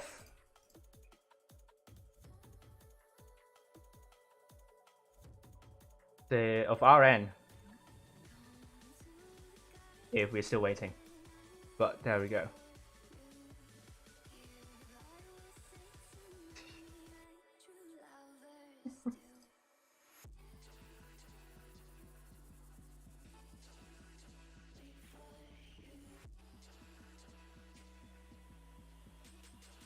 All right, RISQ will be joining very soon. While they're preparing to join, we're going to show you the trailer of RN again. So enjoy their trailer.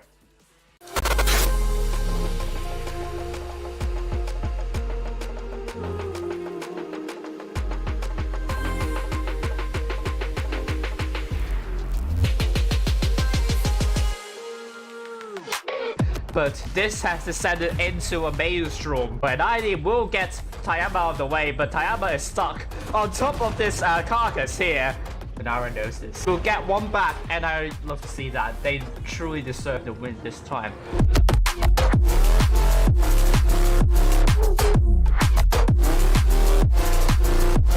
Hello guys, we are Arden from Japan. We will try our best for the first place. Please believe in us.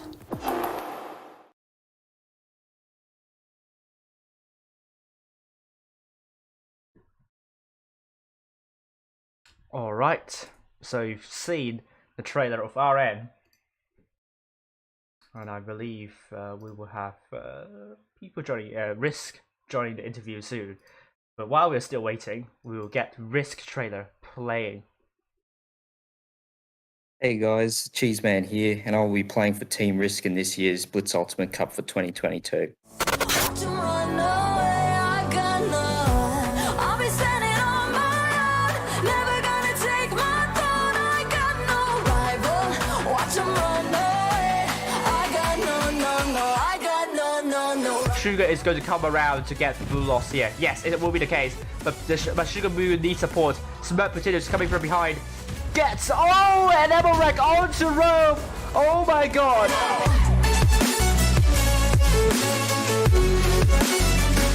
Hopefully we can finish a little higher than 4th place this time around. Good luck to the rest of the teams, and yeah, see you on the battlefield.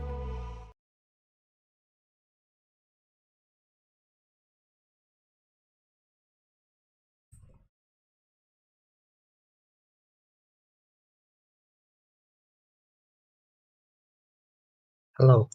Hi. How are you? This is... Let me see. Oh, there we go. We have lots of RISQ players joining in. We have Bifrost. I think that was speaking just now. F Silver and Will Ware. I hope I got your name pronounced correctly. I'm also not like 100% sure of that, but Yep. welcome. Welcome both. Welcome 3 of you, actually. In fact, let me just change the scene. So, well done in making the upper bracket final. Beating P142. I didn't get to stream that game, but I'm confident those games are really close as well. So, what happened in those games, and how did you feel about that victory?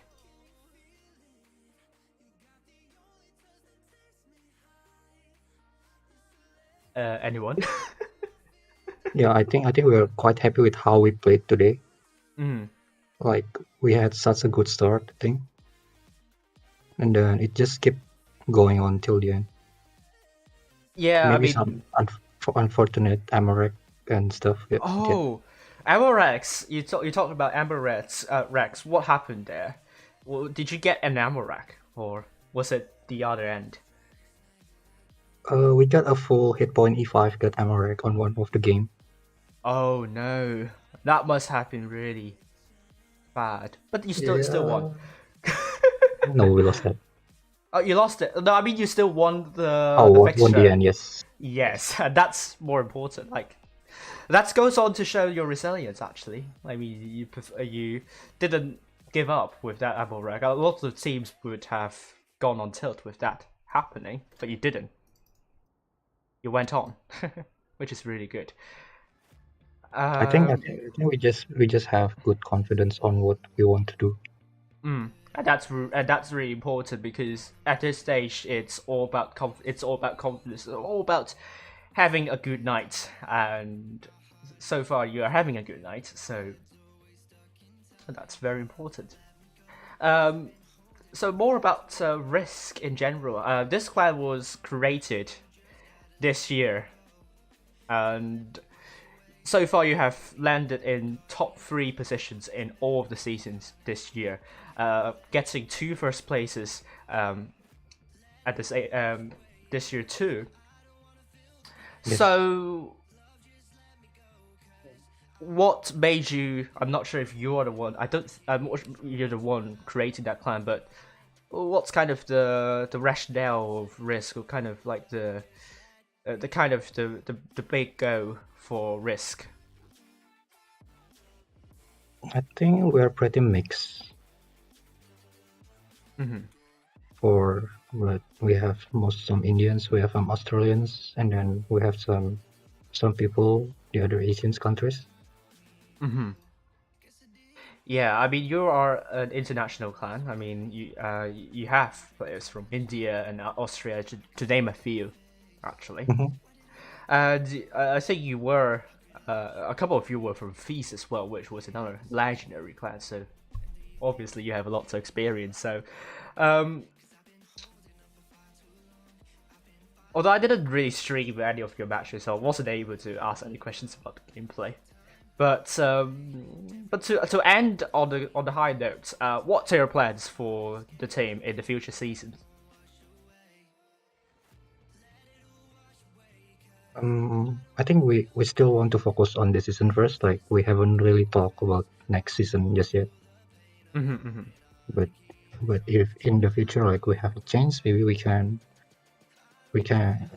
have even better roster, because like maybe some players gonna be right. retiring. Oh, so you have people retiring. But I mean, you have such a good roster as well. So just all the best for you to find the replacements for the people or the players who are going to retire, and all the best. I hope we could see some really good matches from your end for RISQ. Thank you. Yeah, and I mean, do make use of this 1 hour break, I think. What are you going to do with the 1 hour break you have? I think we are going to talk more about our preparation a bit. Okay. And then we're gonna watch the stream as well. Oh, thank you very much. Yeah, great to have you here, and wish you all the best. See you in a bit. Thank you. See you later. Bye. So that was B Frost in the RISQ chat. Great to have them here. I didn't stream their match against P1. Obviously, it went well for them, albeit the full hit point ammo rack that happened, unfortunately. Anything can happen here, and I was very sure it was 2004 for the next battle, but it's apparently 2010. I didn't get a room invite, so I think that's the case, and I just have to double check whether there is a problem with assigning the room. Nope, it was right. We'll have to change that. So apologies, that was later than I expected. It wasn't like that on during the professionals tournament, but we now know that, so we can make the right edit. I'm just going to change quickly. Here we go. So that will update the graphic. And that will update the graphic. That's brilliant. And I'm going to upload the results to the right channels. There was a lot to do, but while you wait, let's look at the trailers of both ID and P1, and we will introduce them one by one again.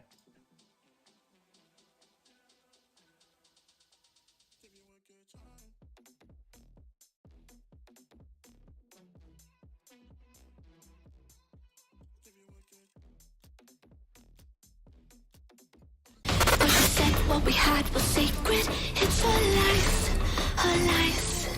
I was broken and isolated, but inside held the fire waiting. Not a word that you say can save this, so don't cry, 'cause this time you crossed it. Nomad are they able to solve this push, but ID has made a big push onto these three tanks over here. It's all about focus fire. They need to get Champ out of the way. Talpan's still alive for God knows what reason. Spartan Soul will make sure NMD will not get A at all.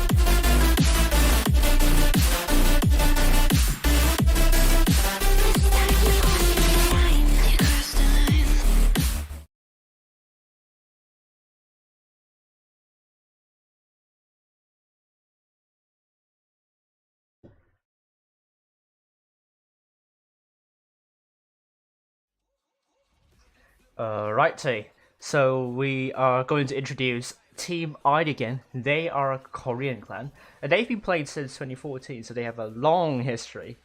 And if you remember, back in the days, ID was in the final of the Twister Cup back in 2016, where we have Bushka commentating back then.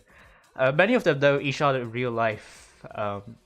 And their goal is to get the champion, and they mentioned in particular the use of regular battles to improve map reading and situation awareness. So that's really interesting to know about Team ID, and we will quickly move on to P1.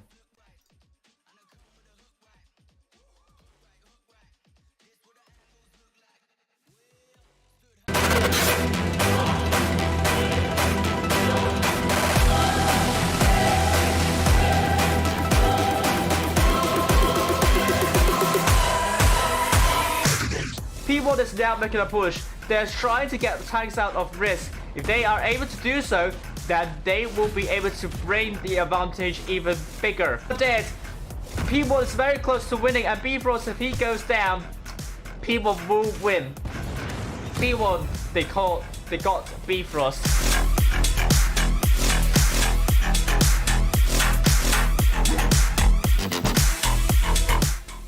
Is it a bird?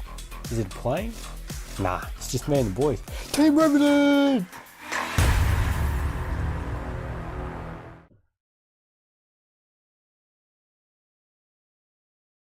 Alright, we now move on to P1, and that's not the right logo. We'll have to change that. There we go, it's the right logo, it's not the RM logo. P1 is an English-speaking clan, and they were founded in 2022, just like RISQ, but they have players that were in E7. The special fact about them is that they wish to restore APAC internationally by engaging in comprehensive deforestation, which is really interesting. I'm not sure how they could do that, but they're going to give themselves a really bad name if they do a lot of deforestation. And their goal is to stop playing Blitz, but they couldn't. They need help, and they especially said that to me in their brief. Interesting clan to watch.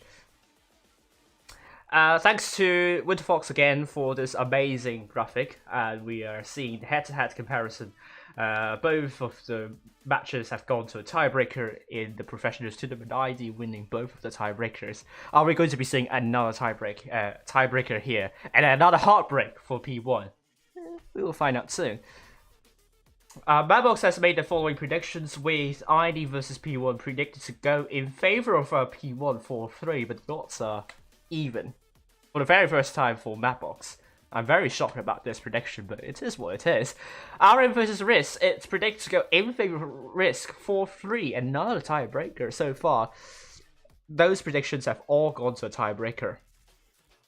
And I haven't really talked about the instructions for getting rewards. At this point, you know how to get rewards and the keys to open the containers. So here are the links to go to my to the portal and watch my stream at the same time. Get your rewards. Make sure you watch it on the portal and not on YouTube. And you have to enable your targeting cookies, and you have to log into your in-game account on the right server. So, without further ado, we will go in. It's going to be P1 versus ID. We have Legolira in the Sheridan going to get spots up for P1, and B will be captured by LDS, or maybe not. We can see ID.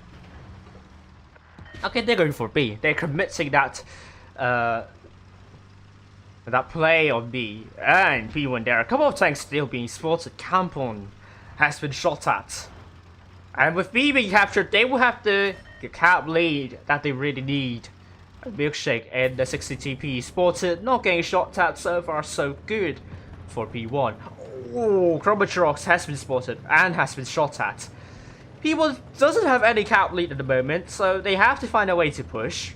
Or they can try to get both A and C, or maybe even B.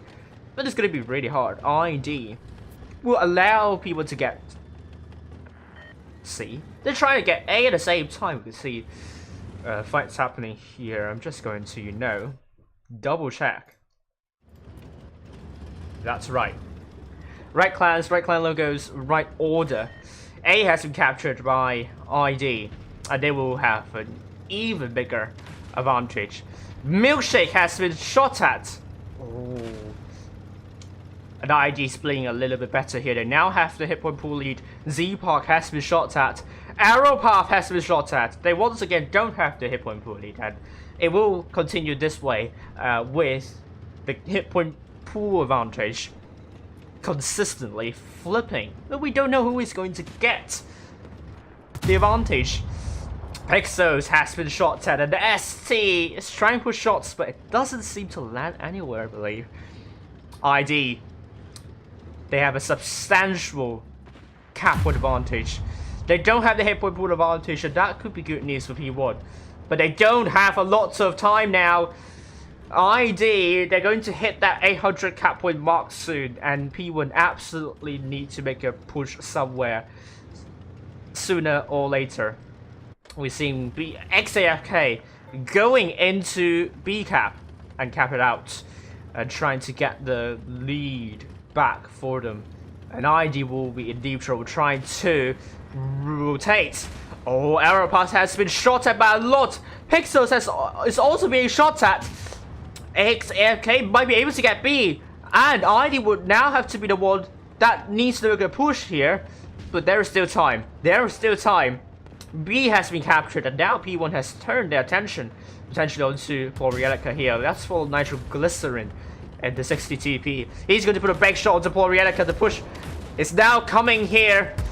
Oh, it's a big shot, and Golira gets Florielica out of the way. At the same time, Golira! Was that not an ammo rack? It was not an ammo rack. Ropath has been taken out now. A 6 versus 5 here. ID, they found ST being isolated. Campon putting shots onto ST, but ST got a kill onto Campon. That's going to be really huge. But P1 has to hit the cap lead. They have the hit point pool advantage. They got ST out of the way. XAFK is really low. ID, LDS is not going to last so long. Last for me is pretty healthy still, but nitroglycerin, that was a really big shot there. Oh, there is pretty much a last hope for ID. Relying on the remaining tanks. They really need to get the kills here. The Spartan Sword and the Sheridan.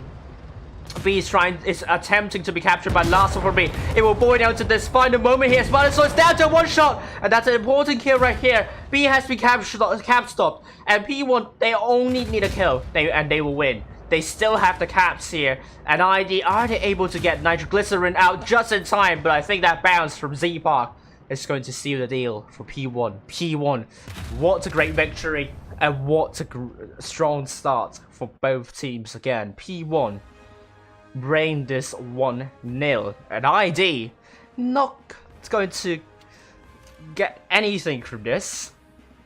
They flat way too much on the defense, and P1 they tried to get B, but that wasn't punished a lot, and P1 was totally ready to punish whoever is trying to reset B. And ID looks lackluster here. They need to change that, and it all comes to the next few battles. P1 gets the advantage, 1-0, very strong start. Well done to P1.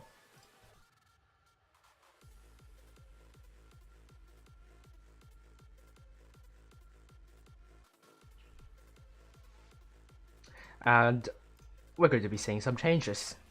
Back on Blackgoville, P1 we are seeing double VK 90.01p, triple Type 71, one Sheridan and an IS4 with ID going for quadruple Type 71, one VK 72, one Sheridan and an M6 Yo. Back on Blackgoville. I'm just not going to mess up with pronouncing stuff here. ID not as much of a good start this time. P1 with a good push, with a lot of thought behind the pushes and the caps. They got the isolated tanks of ID. ID is on the downward spiral, unfortunately. With that comeback from our end, they have to stop the rot. Their psychology is being challenged here, and they really need to up their game. They have to find a way to stop the free fall, because it's looking like that at the moment. They need to activate their parachutes. If they keep on free falling, what they will meet is the ground of 4th place and the curse of the group winner of the professional tournament will live on. Is it going to be the case? Will ID be able to do something different this time? The Galera and the Sheridan, he is going to get his spots up for P1. And we will see what he's going to do here. He is going to be using the bush. Arrow path is being spotted. And we can see Arrow path getting shot at the start. Oh, but like Galera is also being shot at. Now he has to pull back. And P1 still has a hit point pool advantage, but not by a lot. It all boils down to a shot from ID. Oh, camp on. It's being spotted, getting in position photograph. Good shot onto camp on. Now, ID will try to get A at the start, and it all relies on ST. He is not going to go deep. He's going to be a bit cautious. He's trying to blind fire. It doesn't hit anything. Z-Park will bring ID the cap advantage again. And P1 will try to get C really quickly. And nitroglycerin and VK 90.01p is tentatively going into B, but will get B in the end.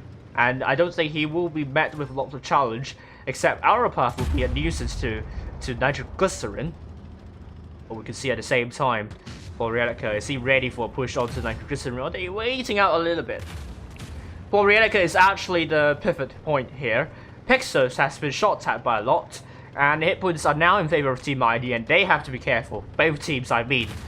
If they don't, ID will find it difficult to push. P1 will find it difficult to defend. And the hit points are still neck and neck, but we are already seeing some tanks with kind of low hit points. And ID still pretty much using, pretty much pressing at the here. Oh, we can see Pixels taking a couple more, and she shells. Oh, this could be important. P1. They are being tested at this point. ID is looking bullish, but it's them that needs to do something. P1 will have 2 caps here, and we are really talking about a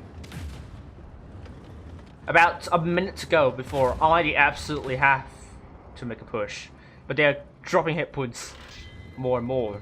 And this is not looking good for them, although P1 is also dropping hit points. Arrow pass has been shot at.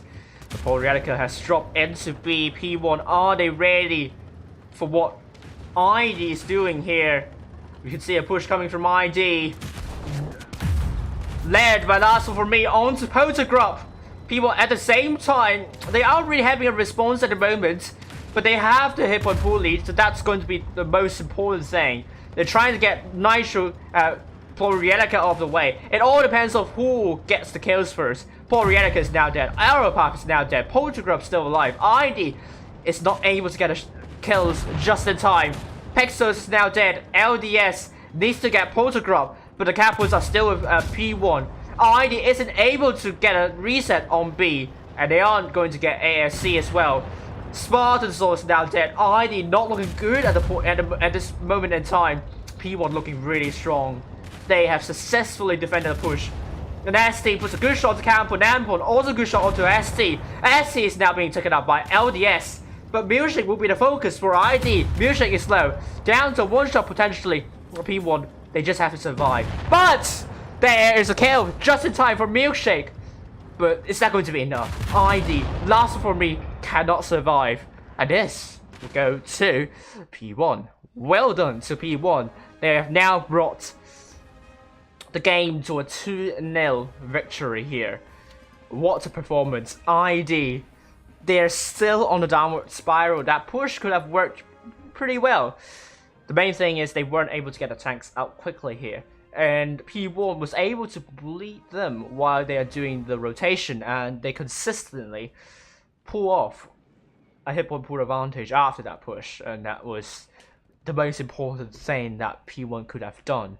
They were very crucial in getting Arapov out, which is I think near C, and he did 0 damage, which is highly unfortunate, but this is what it is. Both teams are ruthless. They don't care whether you're doing any damage or not. They only want tanks out. They want tanks out, and they want caps. ID wasn't able to do any of that in that rotation. Not a bad rotation, but they weren't able to get the tanks out as quickly as P1 did. So we are now on to 2-0, and we move on to Naval Frontier. Hi Fujit, how are you doing?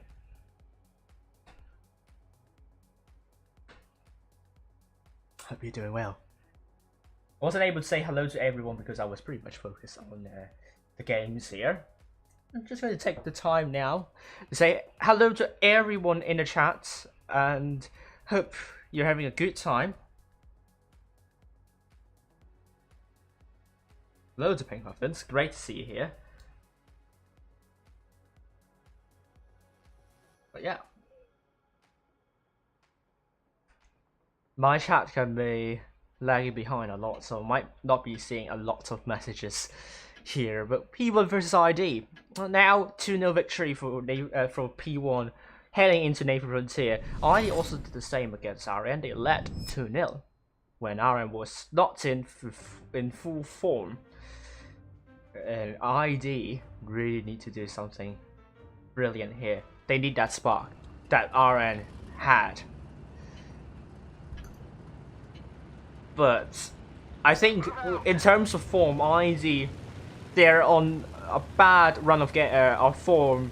The curse is hitting them hard. But will they deny P1 here? P1 needed that clan logo. They don't have an in-game clan logo. With the Golera spotting the Polarica. Ooh, shots been fired. We can hear them. I only hit Polarica once, so the cap points are still in favor of no one. It's the hit points that are in favor of Team ID at the moment here. We can see Milkshake and also Nitroglycerin.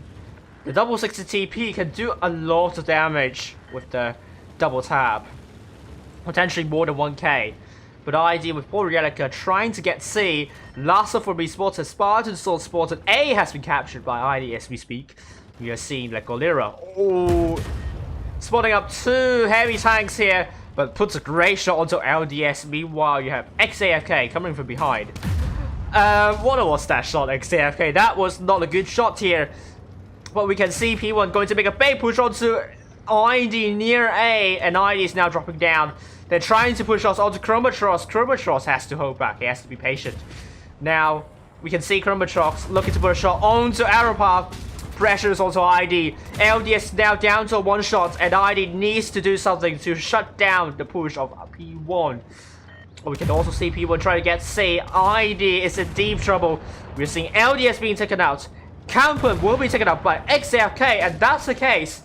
Oh, and ST not going to have a lot of hit points here. He's going to be the focus for ID, but Arrowpath has been taken out. It's now a 7 versus 4.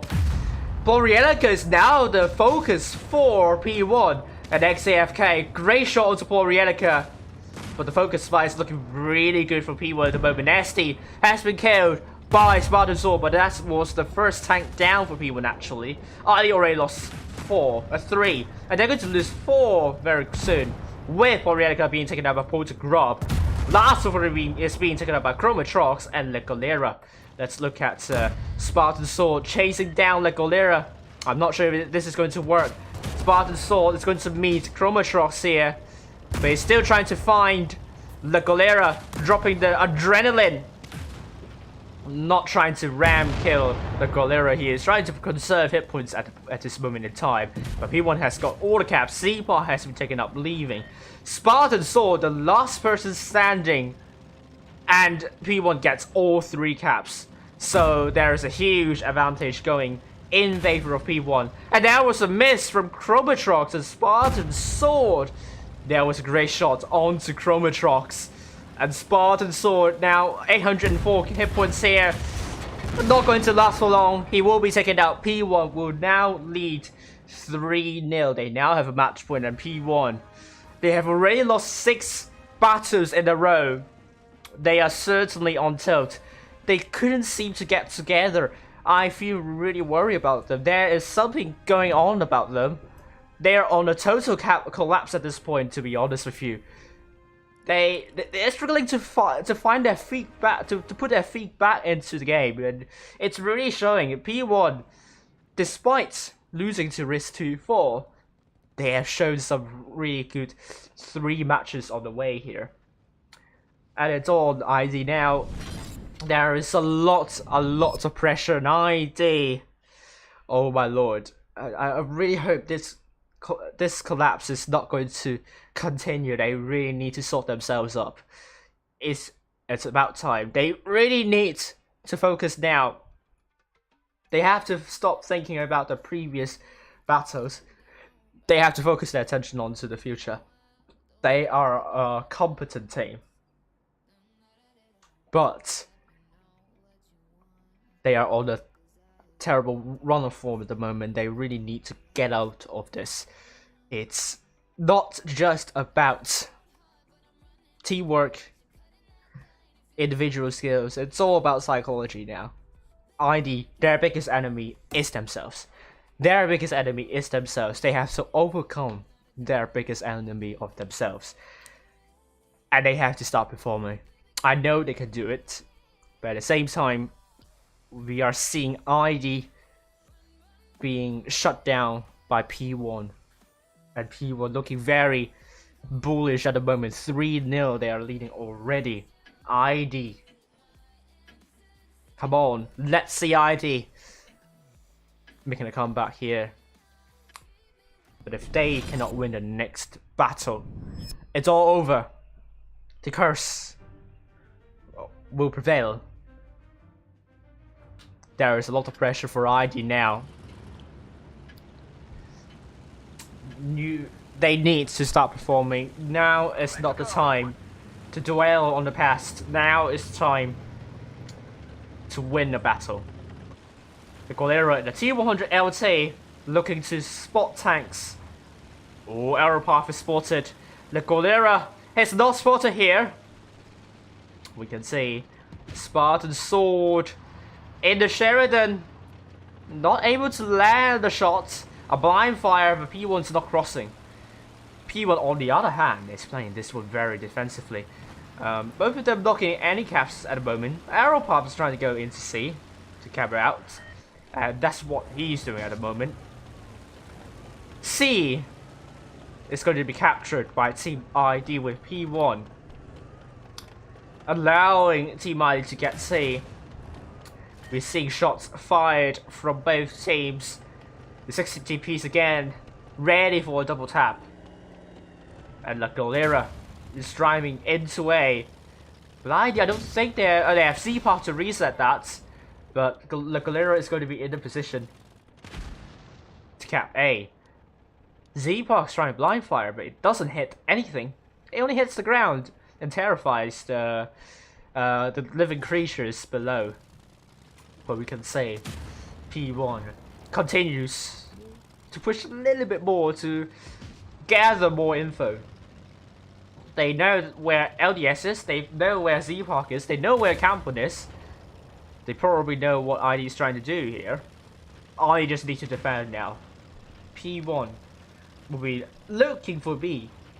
They want to get that cap, but ID is also looking at that cap. It's going to be really hard for them to get B. So my call would not to get B at the start of the push. They have to find a push. They have to push somewhere first. My call will be on Plorielica, to be honest with you, but there are only 2 tanks there for P1, so you can't really do much with that. But you never know. P1, they can also push LDSC Park. The good thing about that push is that you won't be spotted out in the open and be crossfired. But they have to focus on one side only. One and only one. P1 is very spread out, so if they realize this, they can absolutely push. But they don't have the tanks to support that move. So they have to be prepared and not drop hit points. Once again, they're dropping hit points. Now the hit points are in favor of P1 by about 1,000. The Golera is ready to see a push coming from ID near C. But it's not on ID that needs to make a push, it's on P1. P1. Where will that push go? Happen from? There is still some time. We are essentially talking about 60 more seconds to go. Just under a minute to go for P1 before they absolutely have to make a push. So there is not a lot of time left for P1. They have to make a push sooner or later. Potagrop has been spotted. I think ID is also lining up for a counter push near C. And we're going to be seeing LDS Park. They have to be ready here. Are we going to be seeing a push from ID first, actually? It's possible. Z Park has been shot at. XAFK and Nasty have both been shot at. Campen's trying to put a shot, but it didn't hit anywhere. Oh, but suddenly we have P1 getting beat out of nowhere. And ID, they have to do something now. They have rotated backwards. They're now making a counter push. They're now trying to get SC out of the way. SC's in deep trouble. It's now down to 1,000 hit points. But P1 is absolutely punishing ID for making that push. And it's not working as intended for ID.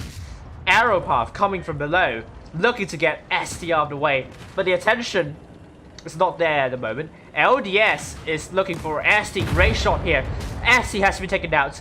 B is trying to be captured by Aeropath. Nitroglycerin is just there to stop the cap from being captured. We're now seeing ID push it onto XAFK, but that needs to work because the cap points are still now in favor of ID. They need to sort out the kills. Hit points are neck and neck. There are still a lot of things that could still happen. XAFK is now in deep trouble. And it's all on Z-Park that needs to land that shot in. It's going to be Spartan Sword getting the kill. Aeropath is now quite low. P1's trying to get that tank out of the way, but P1 really needs to get the kills now. ID has hip-hop push shared really well. but nitroglycerin is being shut down. Oh, ID is looking really strong. They are not going to lose this without the fight. Kampon is now down to one shot. Arrow path. Great shot onto Milkshake Kampon. Great shot onto Milkshake. And ID. Oh, they lost one tank. They lost two tanks. They got a tank out. It's 2 versus 5 right now. ID is really close at winning this one. Kampon is looking to put up great shots to Chromatrox. And it's a kill there. ID. They're very close to winning this one. They just hope they don't lose another tank. And they got a tank out of the way of Chromatrox. Great crew. Great push. And that push is going to be enough to seal ID the victory that they desperately need. That they desperately need to stop the rot. Losing 6 matches at battles in a row is no fun for them. They are not going to make it to 7. They end a 6 battle loss run with a great victory against P1. Great rotation. Back to the spawn. Taking out the isolated tanks of P1. It was neck and neck. The cap stop on B was crucial. Arrow path in the IS4. Getting the cap stop there. Shutting down ST. What more can you say about this? We are now on to Normandy. And oh boy, is this the start of the comeback of ID? Are they feeling this? P1, now is not the time to be complacent. Now is the time to continue to play well.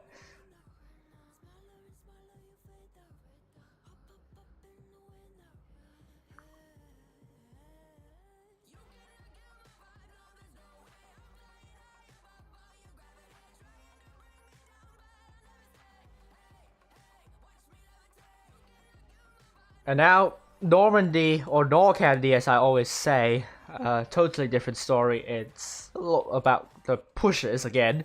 Both teams would aim to get both C and D near the east side at the start.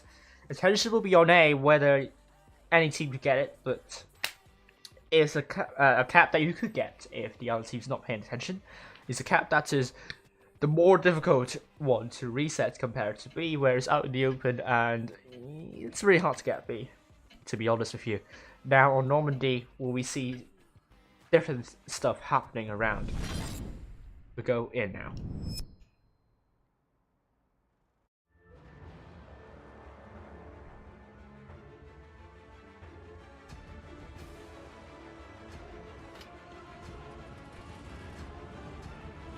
It's P1 against ID. P1 from the south spawn and ID from the north spawn. What will happen? Sorry about it's getting really itchy, I don't know why. But we will go back up and see P1 from the south spawn and ID from the north spawn.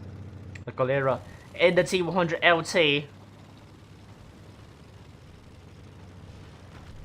He's trying to get into C at the start here.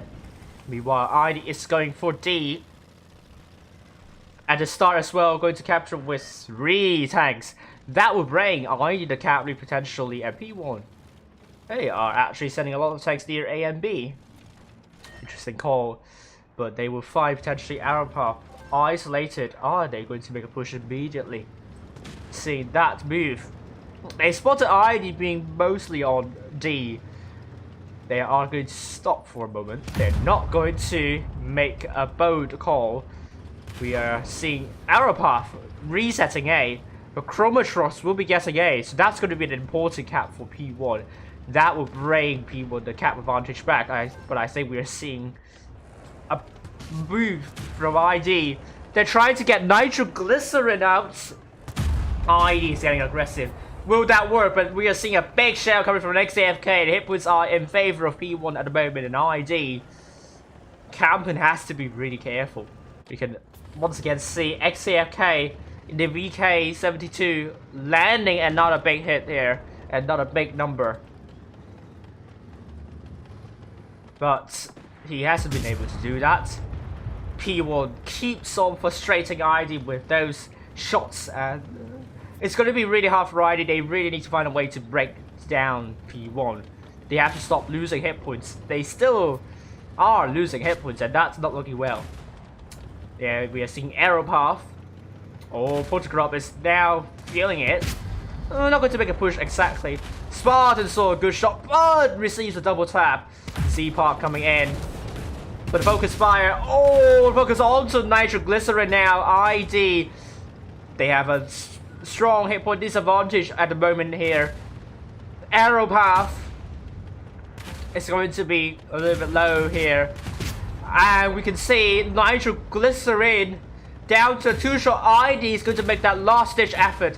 It's going to either work or not work. It's all down to this point now.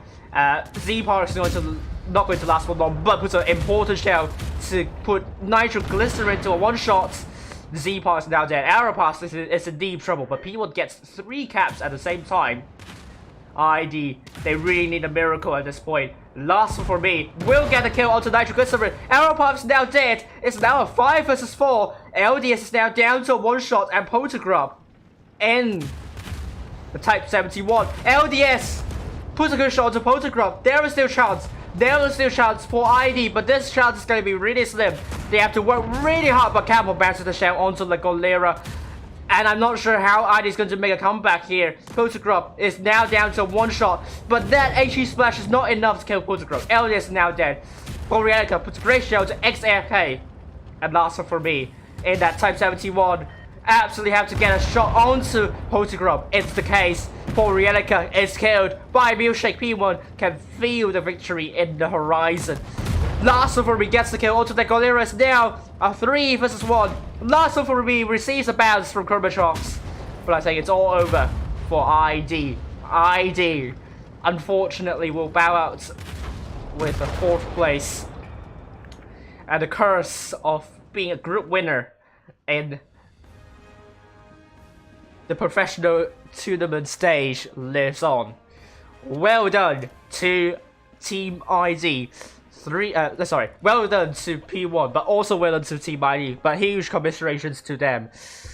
They will bow out of the tournament with $3,500 or is it $3,000? I forgot. I have to check it again. But P1, they will be absolutely chuffed with that dominant performance against ID, 4-1 against ID, and they will get a custom in-game clan logo. That also means RISQ and P1, they don't have an in-game clan logo, they now will have one. So, huge well done to P1 and ID. Hope to see you back in the next few seasons, but don't give up. I know you can do it. You have a lot of potential, but tonight is not your night. Tonight is really not your night, and all the best. I'll see you very soon. Again. But we'll have Team ID in the interview.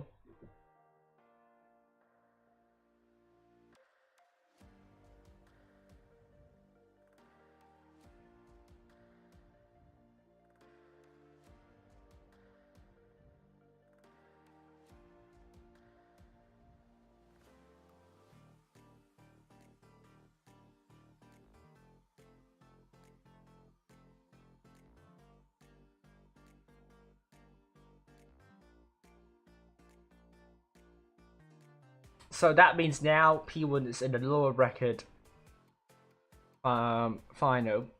And before I continue, I have to deal with stuff that is worrying me a lot at the moment, and that is the nose. I'll be back very soon, and we will soon have the interview. While you're waiting, let's just look at the trailer of P1.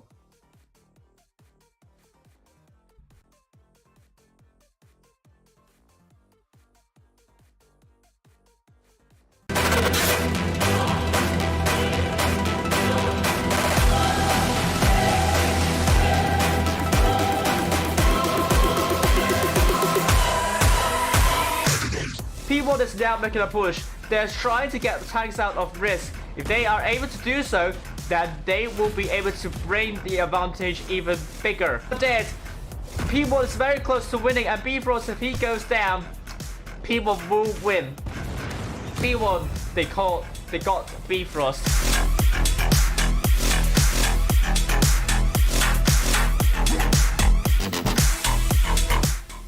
Is it a bird? Is it a plane? Nah, it's just me and the boys. Team revenue!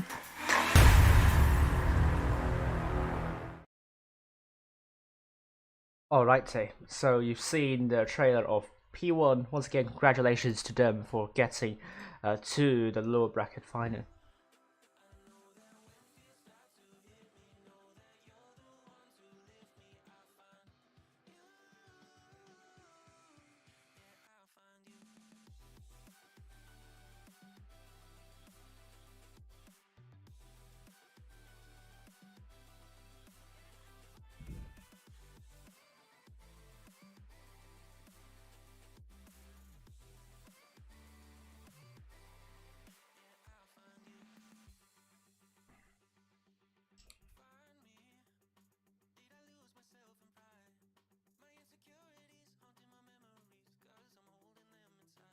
Alright, but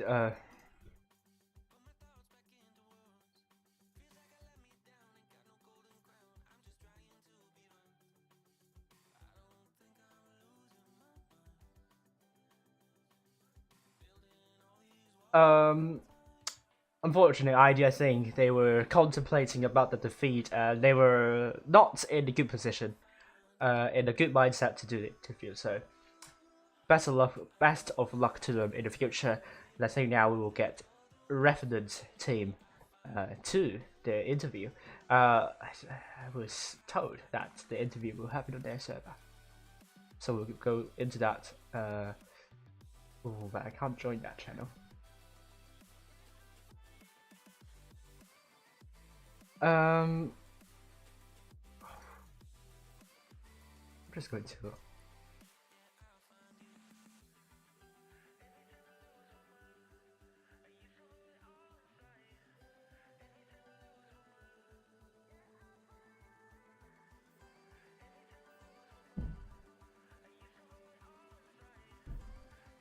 But we will have P1 with us very soon.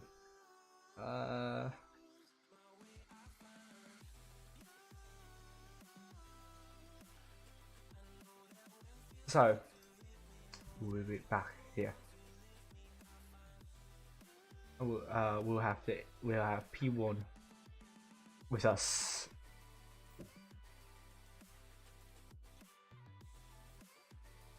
I'm not going to change the team to follow now, which is RN. So we will be following the final match of tonight, which is RN versus RISQ. The team that wins this one will be qualified to a grand final where they don't have to play the first match. So they only have to play one match tomorrow if they win. But that's like a big reward for them, at least top 2 spots.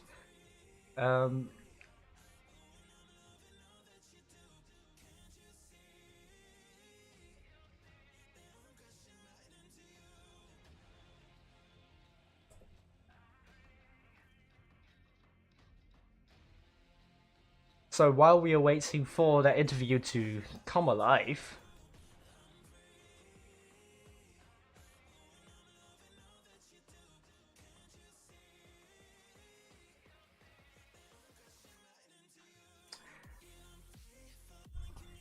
You still fed up, you'll feel so much better. Yo, when you bed with me laid up. Yo, turn that shit off. Ain't nobody there. oh my god, oh my god, Yeah, I muted. Hold on. Okay, cool. oh my god, the music! I was scrambling to find that mute button. Oh no. Yeah, sorry. I hope I don't get Demonetized. demonetized for that. All right, okay, good. It's great to see you here. Congratulations on getting top 3 with a great victory against not P1 against ID, and I'm very sure you feel very happy about that result. And well, To Yeah, begin with, absolutely. yeah, I mean, you were coming from a defeat against RISQ, and what was kind of your mentality when you were playing against Team ID? Well, We not losing this. Like, lock it in. You Yeah. know, like we because like those games versus RISQ, right? It's pretty much Warm like up. some games is Like a coin toss, yeah. throw by us. So we were like we just adjust ourselves and try to win ID. Like we just cannot lose. Like as long as we don't get fourth place, I'm not that depressed. Yeah. Yeah, like we knew that RISQ were going to be a tough team anyway, so we weren't as surprised that we would have to play in lower bracket, so we kind of prepared for it. Because that first place curse in round robin, we were pretty confident against ID. Yeah. I think with that, no one's trying to get that first place again in the round robin. Yeah, ever I think again. everyone's going to be throwing it in. I think maybe that's why it was so tough to get top 4. Everyone's trying Yeah, to I mean, the top 4 fight has been exceptionally competitive this season. Like everyone is, there are like a couple of results that we that have not gone in the way of the top 4 teams at the moment, and the top 4 places keep on switching. And how did you find this kind of competitiveness this season? It was definitely good to have APAC be competitive. It was good to see GRS kick it up in the second round robin, but we were kind of expecting the top 4 that we got. It's normally the teams that end up in top 4. Like these teams were normally the teams that end up in top 4 for Blitz Cup. So yeah. Yeah, and let's talk more about the P1 clan tag as well. Like, your team is founded, your clan is founded, not the Team Revenant has been there for a while, but P1 is a clan tag that is great. It's a clan that is created this year. And could you tell me more about the origins of this clan name and what led you to the clan tag Poltergeist and the team name Revenant? Yeah, well, the team as like a whole has been together since basically. Yeah. Poltergeist is just like I knew that like we are like P1, and then Poltergeist had like P and L, and I somehow like noticed that word, and I was like, oh, not bad. Like I was like just suggest it, and everyone seems pretty cool about it, so we just use Poltergeist. And Revenant, I think, can someone else?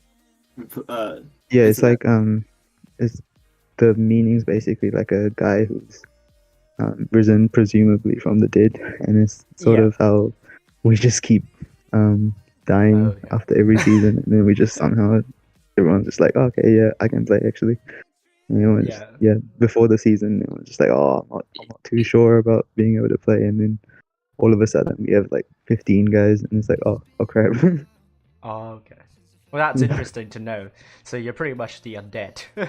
Yes, and, basically. Yeah, and you're going to, I mean, you know, the undead is kind of a formidable creature. So this is exactly what you are right now, being formidable against teams, and you have done a really good job against Team ID with that. In the trailer, we heard a very creative introduction about your team with birds and planes, and there is a lot going on there. So what's the message behind and the references behind as well? I think Tank Bro can answer that. It's just Superman, isn't it? That's how they introduce him. We're the super team. Come from the dead, come to top 4. We're here to win. Right. Yeah, so again, references with the dead. I like how you kind of draw references with one main theme, and but let's talk about the games. And I mean, you've pretty much dominated a lot of battles against ID. The Black Govian matches are really amazing to watch, and I think we saw with the streams earlier with the teams being able to lose the hit points at advantage when they have the caps, but that didn't really happen to you for the Blood Goldfield games, where ID was forced to make a move in the end, and it appears to be kind of like a common theme for you throughout the matches. So how did you prepare these kind of tactics, and how did you kind of prepare your team to defend a push from the other team? We can't really say any strategy info, so I would just answer that we are just lucky. Yeah, you're lucky that you're able to get the team. Okay. It's just I'll tell you how it works. Like if we after tomorrow, the last interview, we cannot say that. Well, we are lucky. Yeah. it's just like experience and past experiences. Yeah. I mean, ID is also a really experienced clan, but that is important too. Like the experience to defend a push, the experience to rotate. Like maybe the way that we were holding didn't help.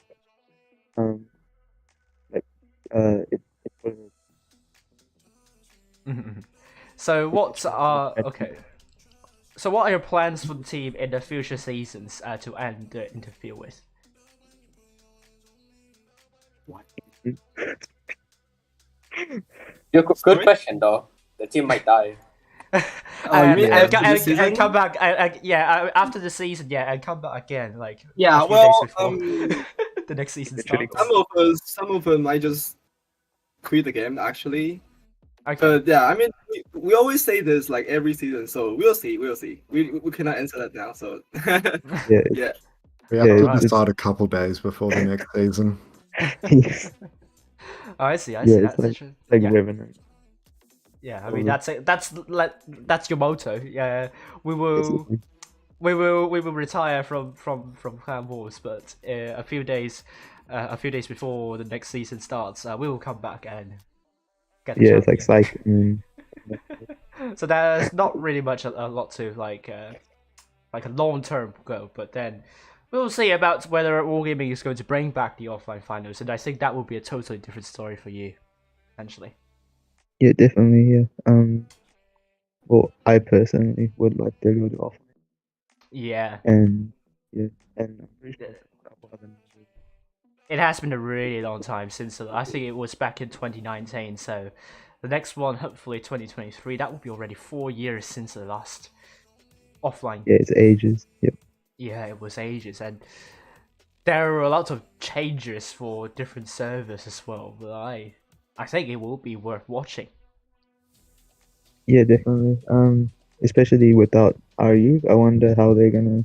I'm not sure if they will exclude CIS, because we know the Chinese server also participated in the offline, so potentially CIS could still play. But it will be very interesting because now CIS is pretty much cut off from the rest of the game, and things could change a lot for them. So don't know. I think the favorites will be will shift accordingly. But yeah. So thank you for thanks for the interview, and really great to see you here and doing really well against Team ID. And we will see you back tomorrow, and we will find out which clan you will be facing in the lower bracket final. So have a nice break, and hope you stay a little longer for the rest of the night to see Aaron versus RISQ. Thank you for the interview. See you soon. Yep. Thank you. Thank you. Bye. See ya. Bye. Bye. See ya. So we have a lot of P1 players here. So I apologize for the loud music at the start, which is the P1 server. They had a music bot, and that was playing some extremely loud music. I wasn't able to mute that just in time. I hope that my stream won't get demonetized as a result. It has gone on for a couple of seconds, so oh my gosh.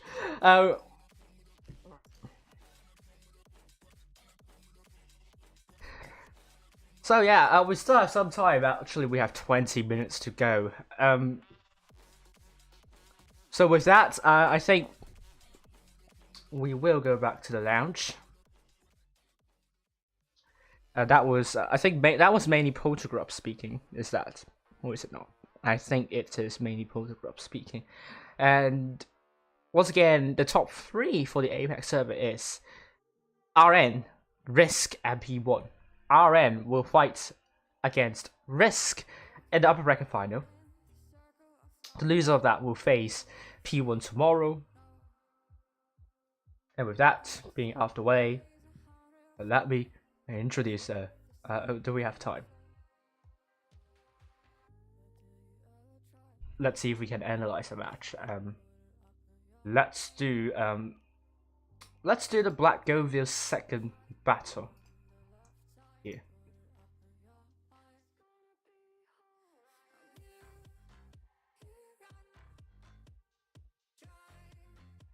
Once again, saying hi to everyone, but we will analyze the match because we still have some time. Watch me. I have to mute the Everett.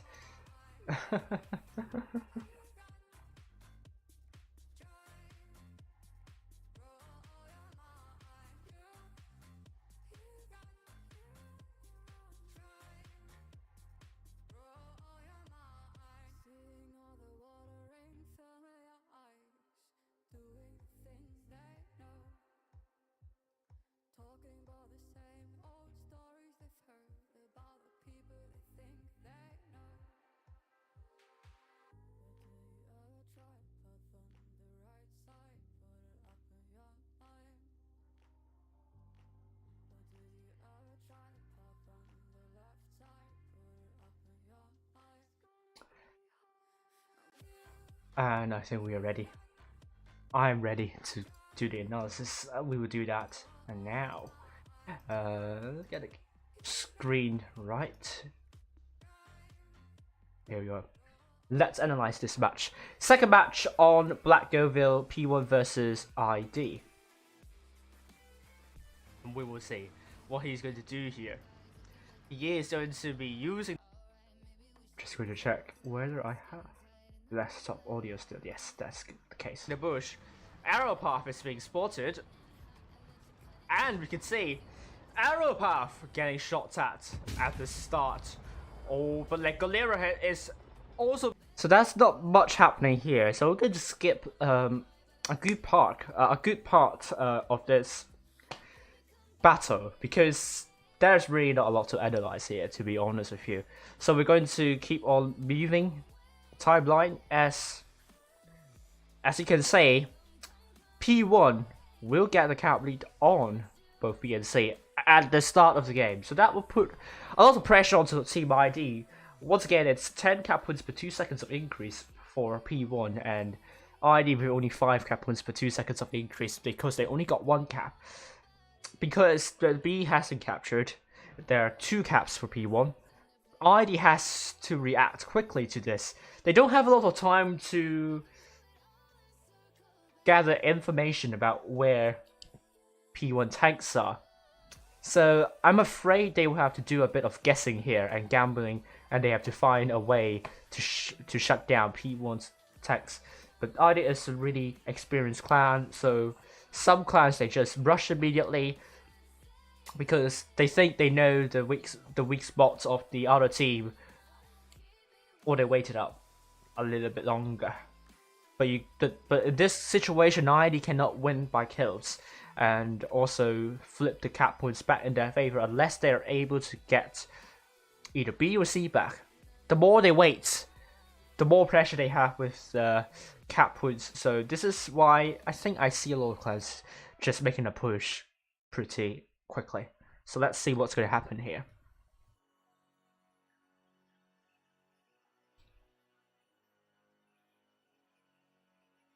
So there's still not a lot happening. P1 still defending both B and C. RD has a lot of pressure. But I think we will start analyzing here and see what's going to happen. About a minute to go before ID absolutely have to make a push. But they're dropping hit points more and more. So with the hit points we are seeing, it's neck and neck. ID has successfully whittled down some hit points for P1, but that's not enough. In this situation, let's go back 5 seconds earlier. We're really seeing P1 kind of spread out. The reason why I say it's kind of, because they have the Type 71s trying to create crossfire to different angles, and they can absolutely come in when the tanks get pushed. So immediately you can see P1 will be in a good position to bring it back to a horizontal straight line. But then they're also in the L position. No, ID is potentially in the L position. So they could potentially get tanks nearby to push in for it like that, and the other tanks push into L1, P1 spawn. So in the end, they will form an L formation. The reason I say about the L formation is that no matter how you position your tanks for P1, you can't get a horizontal straight line, because if you defend it, if you put a horizontal straight line like here with the L setup, this let me just undo that. This flank here, you will see a vertical straight line, and they can just focus down this tank. Although the other side, it will be a lot harder to break down. And with that, they can just simply go in and just focus fire. On the other hand, if P1 decides to put a horizontal straight line like that, once again, bring back the L formation. Now this is going to be hard to push, so they can't really do that. But with this situation, they can focus down and isolate the tank that is at the tail end of this horizontal straight line, because it's looking like a vertical from the other end. So with that, they can kill a tank which is there. So in every situation, I think P1 is in trouble, and all they have to hope is that they can bleed enough for enough just in time, so that ID wasn't able to make use of that L formation to gain the map control, and the B cap as well. So all relies on whether P1 is able to break down the L formation, and we will see how they did with that. Have to make a push, but they're dropping hit points more and more. This is not looking good for them, although P1 is also dropping hit points. Arrow pass has been shot at. So you can see P1, they're still quite spread out. So there are a couple of isolated tanks. And ID, they're gradually getting a push there onto Potogrub. But we will see. Radical has dropped into B. P1, are they ready for what ID is doing here? You can see a push coming from ID, led by last one for me onto Potogrub. P1. Okay, so what P1 is now doing? Great push onto C. I completely missed that. They are trying to get one tank out. That will give them the tank advantage. And nitroglycerin is going to pull back, try to survive as long as he could. But at the same time, you have there's like one tank and down, and the Pixos. Is it Pixos? I forgot. I'm not sure. So let's say 3 tanks that could come in to shut Poryelica down. So that's already like 2 tanks up for P1 here. And once again, I have to emphasize how important it is to conserve hit points before the push happens, because low hit point targets are the ones that are going to be focused down by people, and they are the apparent weakness of the defense of the push line, so to speak. So P1 is doing a good response, and they are potentially going to take out 2 tanks, although they will lose Potogrub, but he's still pretty healthy. So ID will take some time to get Potogrub out of the way. So it's all about shot efficiency here. Both teams, they found isolated tanks, but P1 seems to have found 2, with ID only 1 at the moment. But at the same time, they aren't really having a response at the moment. But they have the hit point pool lead, so that's going to be the most important thing. They're trying to get Nitro Florielica out of the way. It all depends on who gets the kills first. So already you can see with that push onto B and C from P1, which is a really well-timed push, ID, that kind of L, the L formation we saw earlier, doesn't seem to frustrate P1 at all. P1 is not phased about that. They were able to break down the L formation very quickly. And it's now 7 versus 5. The situation is pretty dire for Team ID. They weren't able to get Poltergrub.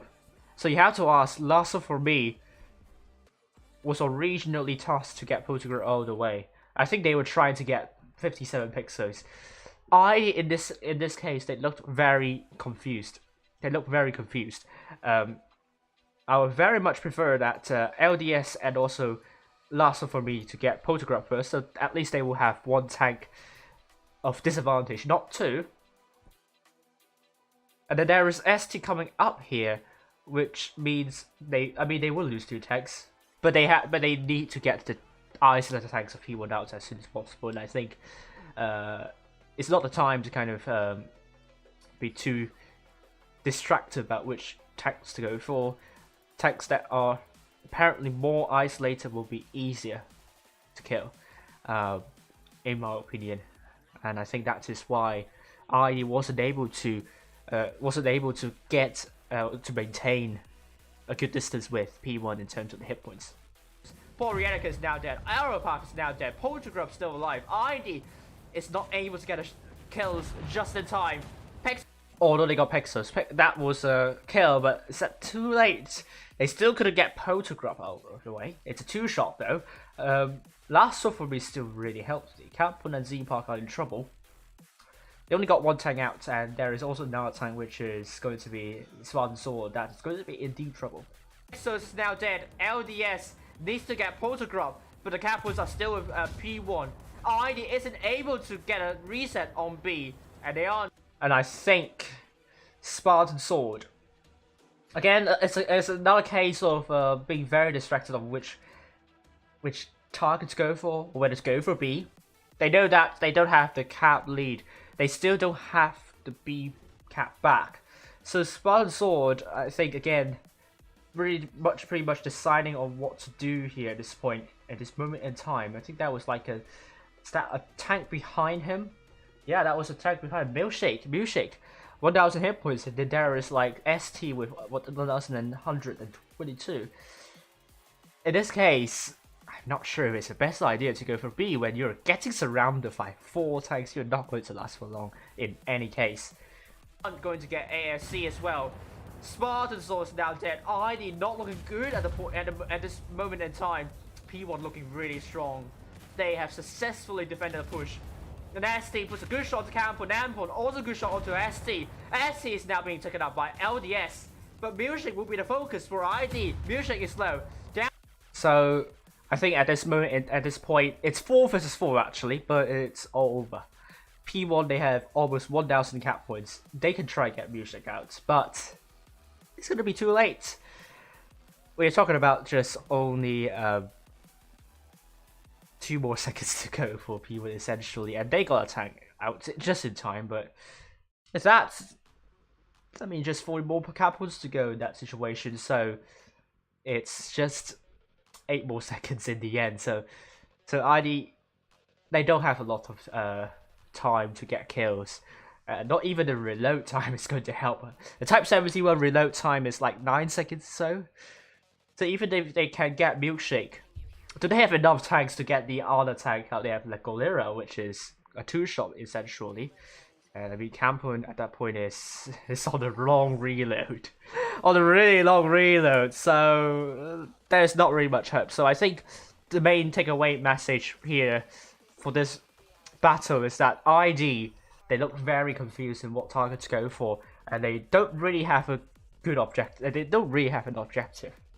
And P1 has the objective. Their objective is keep B alive, trying to keep ID distracted and disorganized, and they've done that brilliantly. An ID, had they focus their micro fights, they could have got 2 tanks down for P1, and that fight could have gone a lot closer.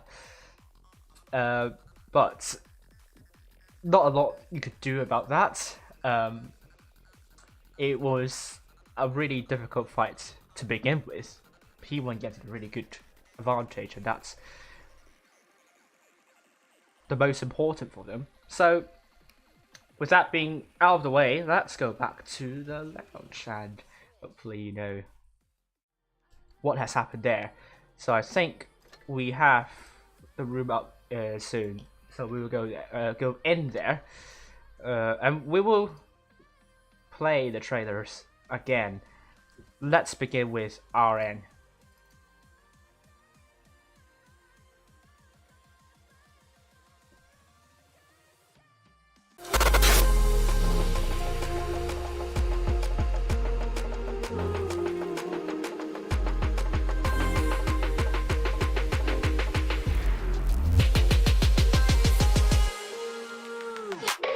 But this has descended into a maelstrom. An ID will get Tayama out of the way, but Tayama is stuck on top of this carcass here. And Aaron knows this. We'll get one back, and I'd love to see that. They truly deserve the win this time.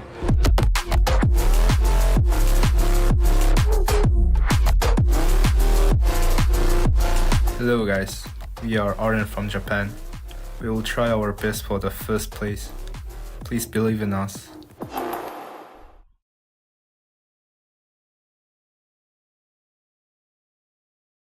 Alright, so let's introduce the teams again. RN is a Japanese clan. They are founded in 2017.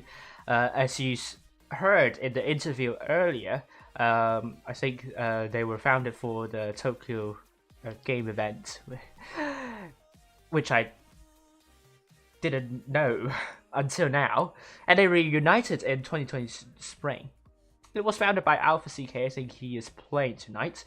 The average age is around 20 years old, and that goes to as best as they could, but they have top 3 in their belts. And I think they're going to get a custom clan logo. Are they going to retain the same logo, or are they going to change into this clan logo we are seeing here? They do 1 to 2 trainings per week. Not sure if they're going to take a long break after this season. And after that, we'll take a look at the RISQ trailer.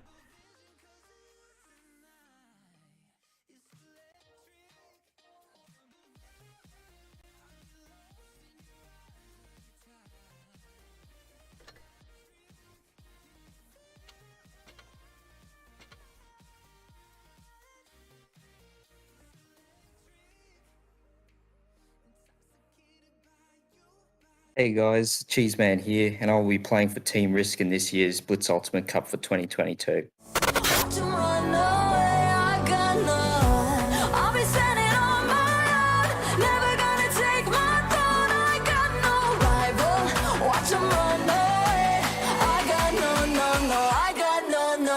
Sugar is going to come around to get the blue loss here. Yes, it will be the case, but Sugar Moon needs support. Smurf Potatoes coming from behind. Gets, oh, and Emelrek onto rope. Oh my god.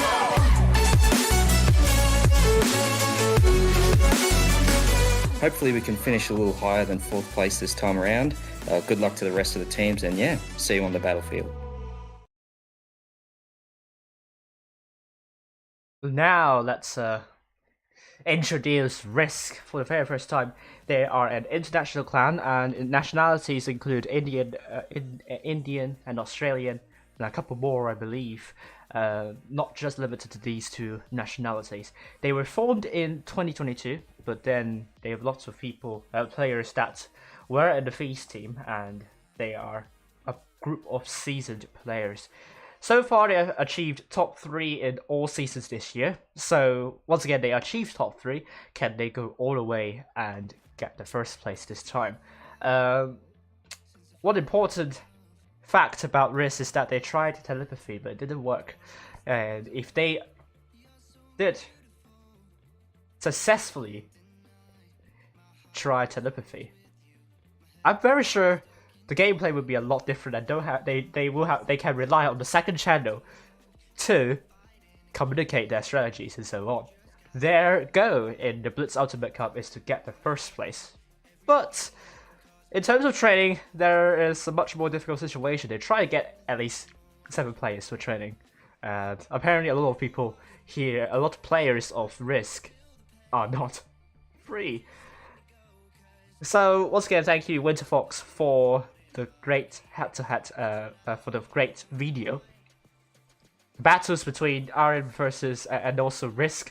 RN actually lost the first 3 rounds, so they were pretty much out of the chart, but they have played really well since then. RN won their first match against RISQ in the professional tournament and then lost to RISQ 1-4.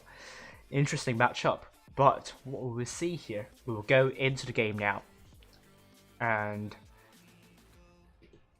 now we are in. On Desert Sands, RN versus RISQ. RN doing really well tonight, making a big comeback against Team ID. 4-3 despite losing 3-0, despite being under 1-3 deficit. RISQ on the other hand, blue team from the south spawn. Although they were shaken by the fact of a full hit point ammo rack earlier, they are in the upper bracket final. It doesn't really matter, but look at Shugu. Oh my god. Oh my lord. Shugu would not be happy about that. And look at RISQ losing so many hit points on the crossing. RN is totally prepared. They have put a lot of shells here. And they're going straight onto B, or they're going to push even further.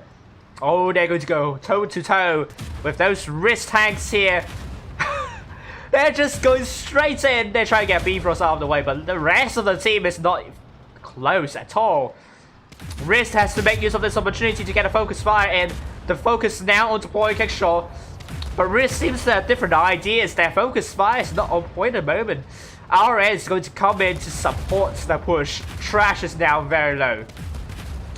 And we'll be taken out. Oh, there's a bounce from Smoked Potato.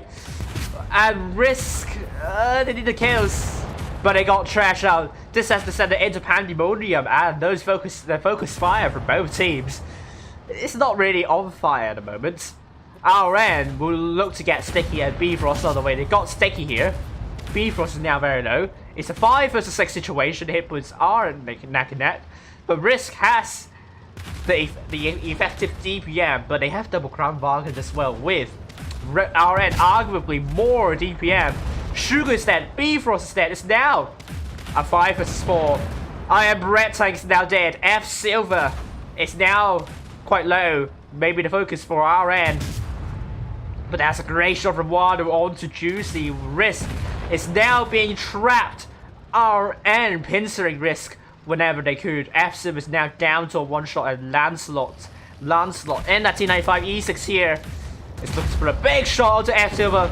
Bring that to a 1-shot. Tayama mollering that tank.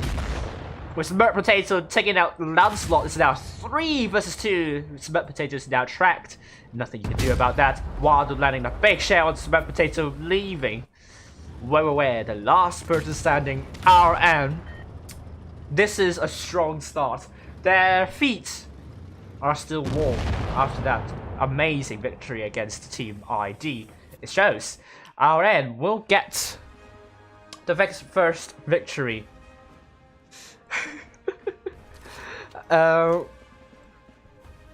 Against RISQ, but I would say RISQ, they had such a huge opportunity to shut down the push of RN, which I don't think was the best push here. There were 3 tanks apparently being too aggressive. 3 tanks of RN still very far behind. RISQ focus fire isn't on point at all. Like, they were figuring out which one of the 3 tanks to go for, and I think that lapse of focus fire is what cost them the game here. They weren't able to take out the 3 tanks quickly enough, and RN is able to bring out a hit point pool advantage and a cap advantage, and while it was so important that Sheridan, I have to emphasize, 3 kills, although not a lot of damage, a great deal of terror for RISQ. They were pretty much trapped, and RISQ wasn't able to get that tank out of the way. It was pretty much RISQ being a little bit out of sorts a little bit in this one, but it's just only the first match. It's not definitive. And we're going to end for the second battle on Desert Sands. RN on fire. This is now the 5th consecutive battle win for our 4th consecutive battle win for RN at RISQ. They have to focus now. They don't want to be complacent. RN is no easy opponent. If they don't win against RN, well, it's not the end of the world. They still have another chance against P1. But who want to fight 2 battles tomorrow? It's going to be tiring for the team that loses tonight. But anything can still happen tomorrow. We'll find out very soon. RN versus RISQ. Back on Desert Sands.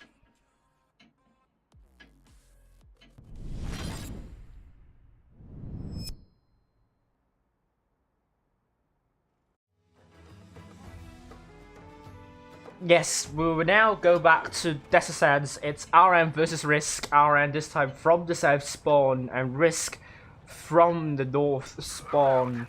We will head out and see RM this time crossing.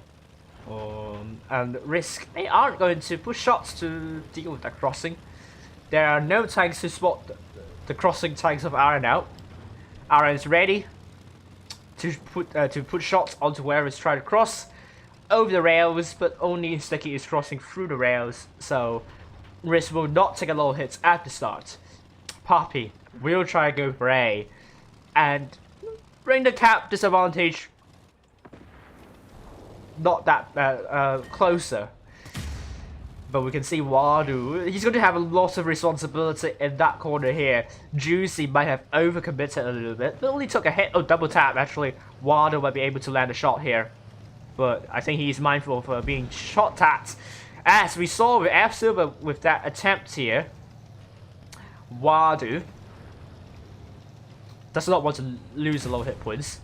He is going to be very important in perma-spotting RISQ. And it's all on RN that needs to make a rotation. And are they looking to get Sticky out of the way? Sticky does not want to lose a lot of hit points, and where?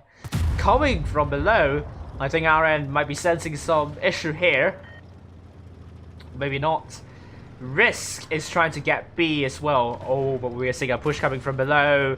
RN, they're getting a little bit confused here. Are they going to shut down these 3 tanks? And will RISQ be able to consolidate?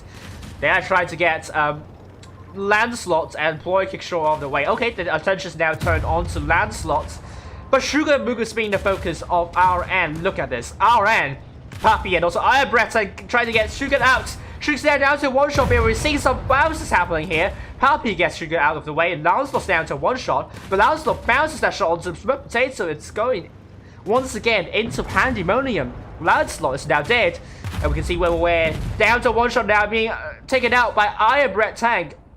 Tayama is quite low. RISQ is trying to get that tank out of the way. This time I think RISQ seems to be doing a bit better. Or maybe not. Because the gun advantage is with Iron at the moment. Smoked Potato has dropped the consumable to get lots of damage in.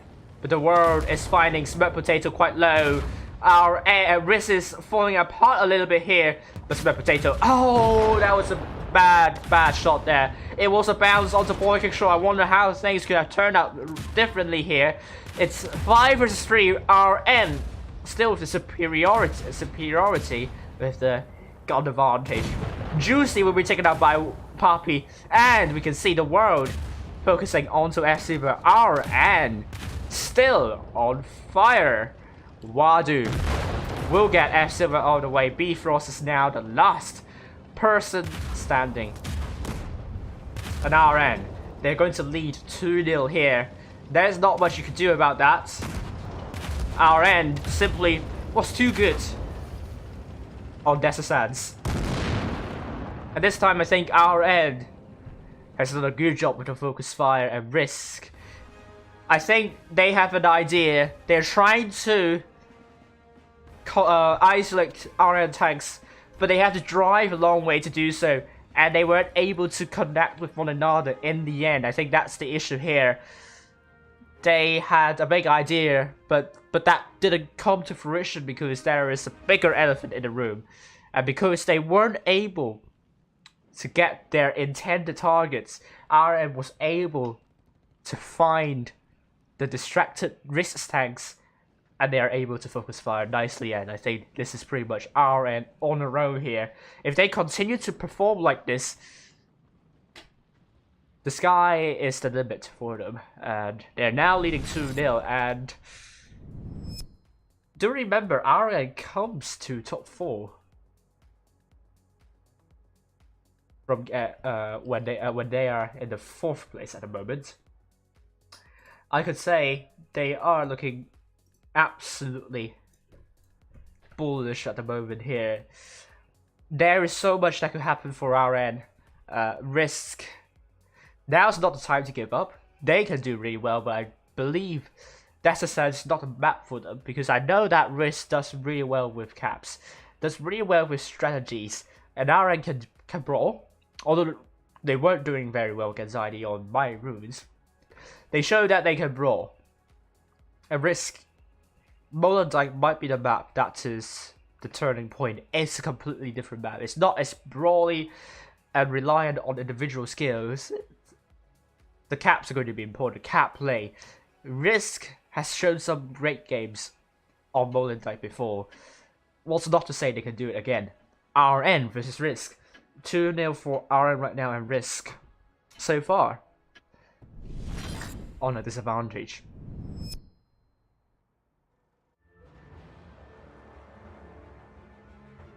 And RN now, Molendijk, they are now on a 5 battle win run consecutively, and all RN needs is 2 more victories. Can they do it? Let's follow Pappy in the T100 LT, going for A. And I believe this can be absolutely crucial for RN. He's going to get A, he's going to get the cap, and also maybe the spots. RISQ, on the other hand, are they able to shut A down? Oh, Pappy's going to run away. That can be important, but Lancelot's going to come in. We can see RISQ potentially coming in to shut down RN. 5 versus 4. Huge opportunity for RISQ now. They have to focus fire. They need to focus fire. Cheeseman is now the focus for RN. It's all on the brawl happening around A. RN is continues to force a brawl to RISQ. It's something that RISQ is not comfortable with at the moment. We can see RN, they are also not doing a lot of good stuff with focus fire. It's actually neck and neck. RN has the hit point pool lead, but they've now found Smoked Potato, which is low in health. They're going to get Smoked Potato out of the way. Now RISQ has found point control quite low. Smoked Potato's now out. Lancelot's also very low, but Cheeseman is also being taken out. Bifrost has to get Lancelot or point control out. It's going to be Lancelot that gets the boots. But it's now 6 versus 5. RN, they're looking very strong with this brawl fest here. Juicy's now 1-shot, and why do we take the tank out of the way? Ploy Kickshaw is now down to 1-shot, and they are now looking to get that tank out of the fight as well. Wado is being taken out. Stinky is being taken out. Ploy Kickshaw still 1-shot, he still survives. It's a 5 versus 3. Epsom is being taken out. And RN is now looking for Bifrost. Ploy Kickshaw is being taken out. But the world is going to put a shot onto Sugar and Mugu. Bifrost now down to 1-shot. And Sugar and Mugu. Bifrost are now very low. They're both taken out. This one will go to RN, bring it to 3-0 for RN. What a dominant performance by RN. What a strong performance. I think now they said they were looking to get to do as well as they could. Look at how well they're doing right now. They're in touching distance from getting the from qualifying to the grand final. And RISQ, they're struggling with focus fire a lot tonight against RN. They couldn't seem to call for that target. I'm not sure what happened there, but they were struggling a lot in that department. RN is doing better Although the last battle, RN's focus fire wasn't like 100% accurate, but at least they got risk bleeding, and that's what matters for them. They just need risk to be distracted, confused, discombobulated, and hope they can break a way through it. They did. And now it's 3-0 RN. They just only need to win one more and they are okay. They are going to be safe. Now it's 3-0 for RN versus RISQ. Can RN go even further and get a 4-0 win against RISQ, or will RISQ be able to make a big comeback? RISQ is going to take quintuple Type 71s, 1 T95 E6 and 1 T100 LT with RN, going for double crown bargains, double T95 E6, an IS4 Type 71 and a T100 LT. Well, let's go in and see what's going to happen here.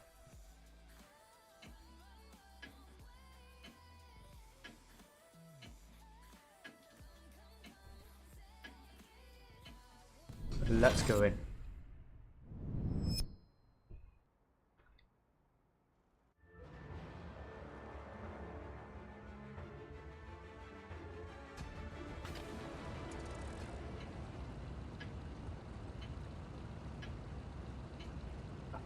We'll go up higher and see RN red team from the south spawn with RISQ, blue team from the north spawn. As we can see, Poppy is going to be in the T100 LT, getting the spots for RN with F Silver in the T100 LT, also going in position to get spots. But I will follow F Silver for now because I think he has a lot more potential to get spots. But also at the same time, Poppy has spotted F Silver only. The warrior is spotted. We'll look at where the rest of RISQ tanks are going this time. They're going to the northwestern corner where RN is not going here. So RN potentially will have a good map control with B and C covered.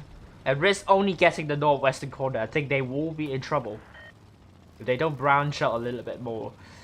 RISQ will try to get A, but it's going to be difficult for RN to get B. So RN will try to get C as well. And that will put them just only 1 kill away from flipping. Oh, but we are seeing resets from RN. And suddenly RISQ looking certain to get A. It's not the case anymore. Well, they got A in the end more quickly than RN. But look at how aggressive RN is now. Lancelot in the Type 71 already in RISQ spawn. RN has to be really mindful because our RISQ can absolutely rotate back to the spawn and take out this big push coming from RN. Are they ready for this? Is RISQ able to take out Lancelot first? And Sugar Mugen will push shots. Oh, it's a bounce here. Shots onto Wado at the moment. But RN is closing in. It's going to pincer RISQ. It's now the opportunity to start getting the tanks out because they will not have the map control very soon. RN will get A. But as soon as A is being captured, RISQ will be in deep trouble. F Silver, unfortunately, is now going into the rest of RN's team. It's the first tank being down, and a huge tank to be taken out for RN. Now RN ignoring A entirely, going to pincer the entire RISQ team. Wado is the focus for RISQ, and Wado was not going to last so long. And RN are they able to get Sticky out of the way soon, quickly enough, and he did. Wado is now has killed Sticky, and still one shot though. But Bifrost is also really low. Sugar Mugen receives a hit. Wado is now being taken out. Lancelot, great shot onto Bifrost. But Lancelot has been tracked. Now down to a one-shot. Cheeseman will get Lancelot out of the way. It's now a 5 versus 4. Bifrost down to a one-shot. It's being killed by Iron Brett Tank. And it's now 5 versus 3 right now. RN looking absolutely dominant here. The World and Brett Tank preparing to take out Cheeseman whenever they could. And 5 versus 3, not much you could do for RISQ. They have wasted an opportunity to push RISQ, to push RN. And RN capitalized on RISQ hesitation and they pincered RISQ perfectly.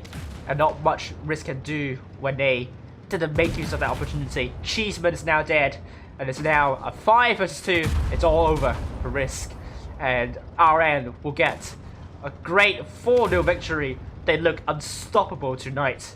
Ploy Kickshaw bounces onto Juicy, and with Iron Red Tank getting the kill onto Juicy. It's all over for RN and for RISQ. RN, Puppy, and the world coming in to get Way out of the way. Even if they can't get Way out of the way, they will win by caps. And Puppy will do the favors. RN 4-0, and they qualify to the grand final of Blitz Ultimate Cup, meaning RISQ will join P1 Poltergeist in the lower bracket final, where they will meet again, and we will see another set of exciting battles. Well done to RN. And RN really look like a contender now.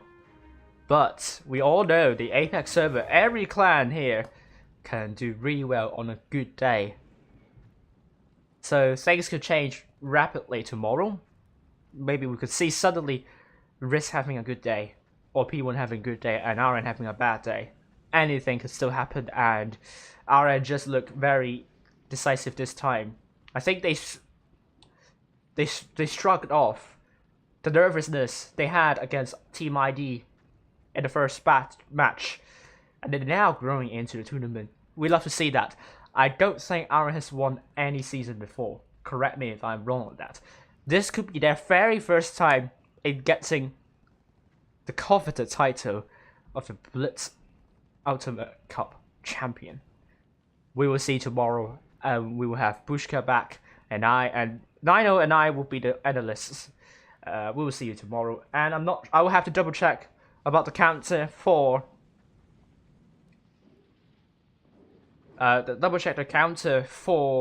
the in-game prices, and if it appears that there is a lot of time left for me, then I will do an analysis. Maybe we will do one for the Desert Sands match with the first battle of RN vs RISQ. So this is the end for the stream, pretty much, unless you still try to get keys. But I will double check for you, and I'll be back very soon. There will be no more interviews, so pretty much it's all about debriefing. But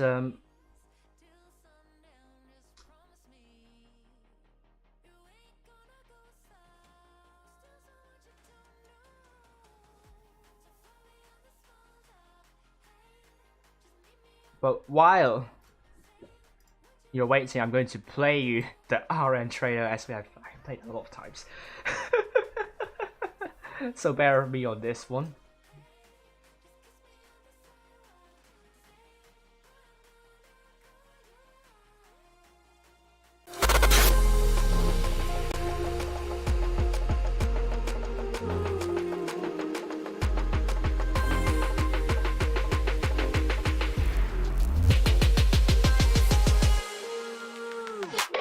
But this has descended into a maelstrom, and ID will get Tayama out of the way, but Tayama is stuck on top of this carcass here.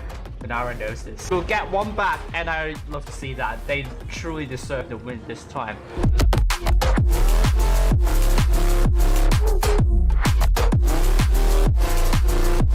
Hello guys, we are RN from Japan. We will try our best for the first place. Please believe in us.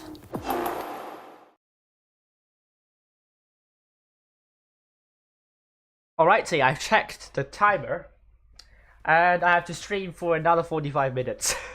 So we have a lot of time left. I'm going to analyze two battles for you. I will go back to the ID versus RN battle at the end, but we'll go and analyze Desert Sands' first battle of RN versus RISQ.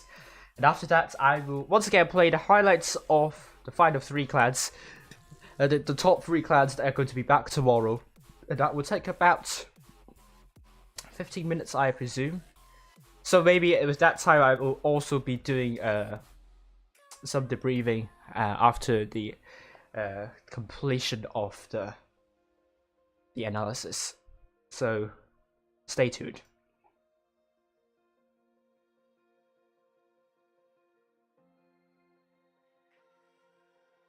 So let's analyze this one. Analyze this battle here.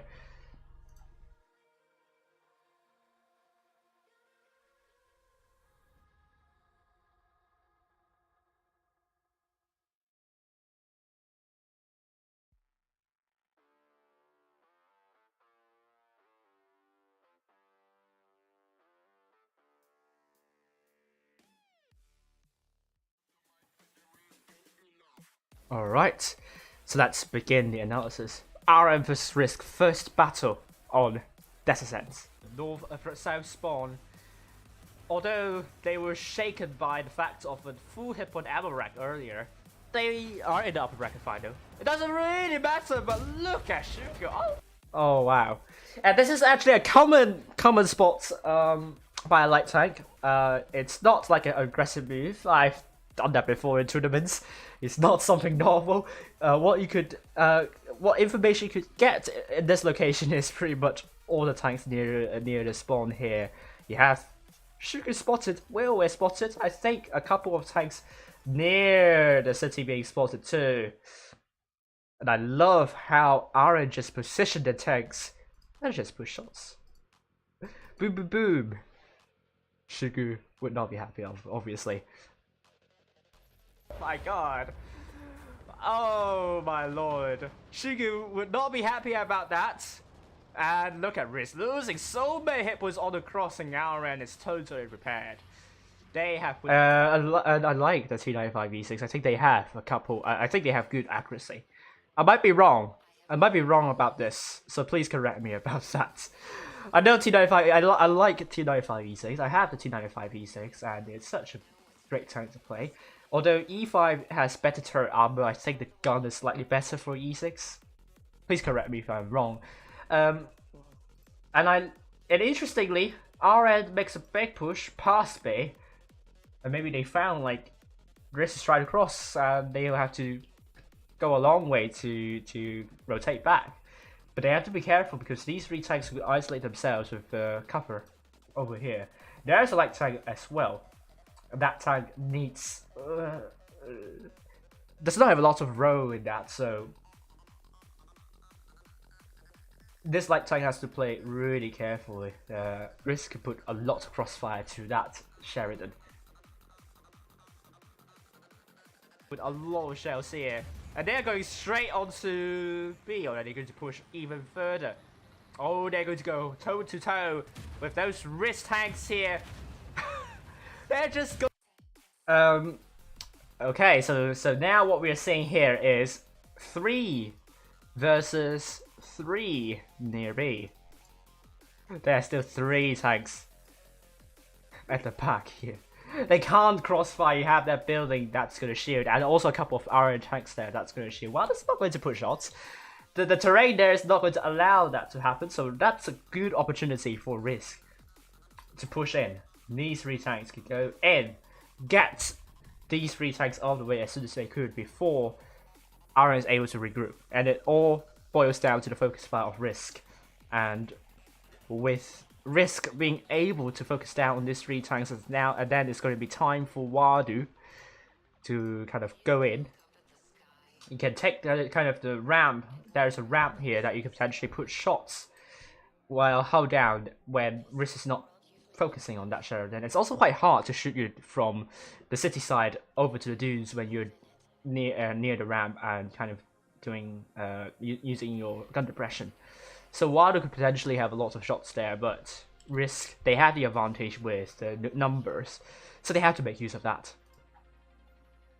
Going straight in, they're trying to get Bifrost out of the way, but the rest of the team is not close at all. RISQ has to make use of this opportunity to get a focus fire, and the focus now onto Ploy. Okay, so Ploy Kickshore is a good focus. It's the focus I would call for. Trash might not be. I think this is where it goes wrong. The crowd bargains are still coming in. They're using speed boost, so that's good. But Smoke Potato has different ideas. He's going for trash. Not sure what happened to RISQ voice chat there. It looks very. It looks like RISQ has not called the focus, and that will allow Ara. They're still There's a tank already there is close, but there's still 2 tanks. There are still 2 tanks that are still very far at the back. So there is still time for RISQ to correct that mistake and start focus firing, especially when Tayama is not going in. So that's already 2 tanks that you could kill in quick succession. Okay, sure. But RISQ seems to have different ideas. Their focus fire is not on point at the moment. RN is going to come in to support the push. Trash is now very low.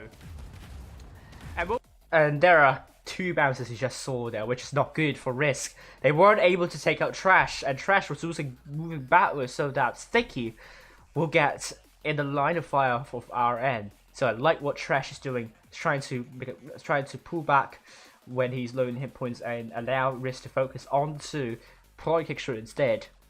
But hit points are in favor of RISQ at the moment, so they have to make sure they get better focus fire here. And Shugu, not sure why he will go to Dessa. I think the reason is to shut down Water, to prevent Water from getting a lot of damage near there. But I think the bigger elephant in the room would be the Iron Isolated tanks. Will be taken out. Oh, there's a bounce from Smart Potato and RISQ. They need the kills, but they got Trash out. They got Trash, which is good. Ploy Kickshot will be dead soon.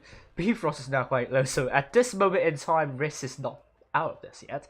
RN is not winning this one so far. I think it all boils down to the next couple of seconds. This has descended into pandemonium, but at the same time, RISQ, they have double Crown Vargans. They are forced to shoot every single time. Their DPM is going to hurt them a lot. And the focus fire for both teams, it's not really on fire at the moment. And look at now RISQ, they still have 7 tanks. Sugar and Mugu still very not really connecting with the rest of the team. The Crown Vargans are on a long reload and really low DPM. So RN, they have 4 really healthy tanks, and they can take out Bifrost and Sticky actually. So I think the game pretty much ended there, to be honest with you. There's not much RISQ to do at this point. RN simply have a much better DPM. And I think what you could get away with this is that the take-home message here is that if you take double Crown Vargans, you have to be really careful about this, because you have to get your focus fire on point. So that you have a good hit point pool to deal with a potential DPM disadvantage that the other team has, and this is why I think NA they just hold a lot. I think according to some people, they use a lot of Crown Vargans, and that Crown Vargans are really good in holding, because the Crown Vargans can still have like 3 shots in the clip, and could only shoot 1 if they found a target that is shootable. Not sure if that's a word, but if you're forced to brawl, the Crown Vargan will lose the effectiveness because of the DPM. Although it has armor, but then if you get shot from everywhere, then the armor is not going to matter even if you're in a mass. So let's say what's going to happen next. RN will look to get Sticky and Bifrost on the way. They got Sticky here. Bifrost is now very low. It's a 5 versus 6 situation. Hit points are neck and neck, but RISQ has the effective DPM, but they have double Crown Vargan as well, with RN arguably more DPM. Yeah, so pretty much Sugar Mugu going into desert and being taken out by both Water and Lancel. I think that was not a good play. I think I know he has an idea trying to get Wadu ineffective, but at the same time, he didn't pretty much help the team at all, because he's on the other side. I don't think he has done a lot of damage actually in the end. And I think now RISQ has started to focus fire, but that's too late. They've lost 3 tanks. It all comes down to the lack of focus fire at the start on the Type 17 wars, and that pretty much the very minor mistake. It pretty much depends on that, and also Sugar Mugu being rendered ineffective on the desert side, and R was able to make use of these 2 mistakes from RISQ to win this one. in my opinion. So well done to RN and RISQ. It has to be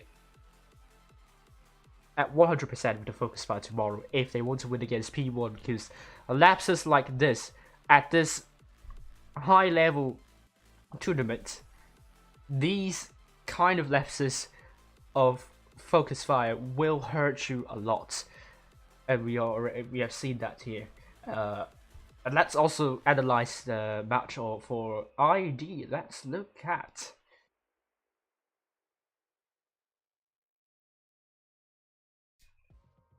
Let's look at Rockfield, which is really good to see.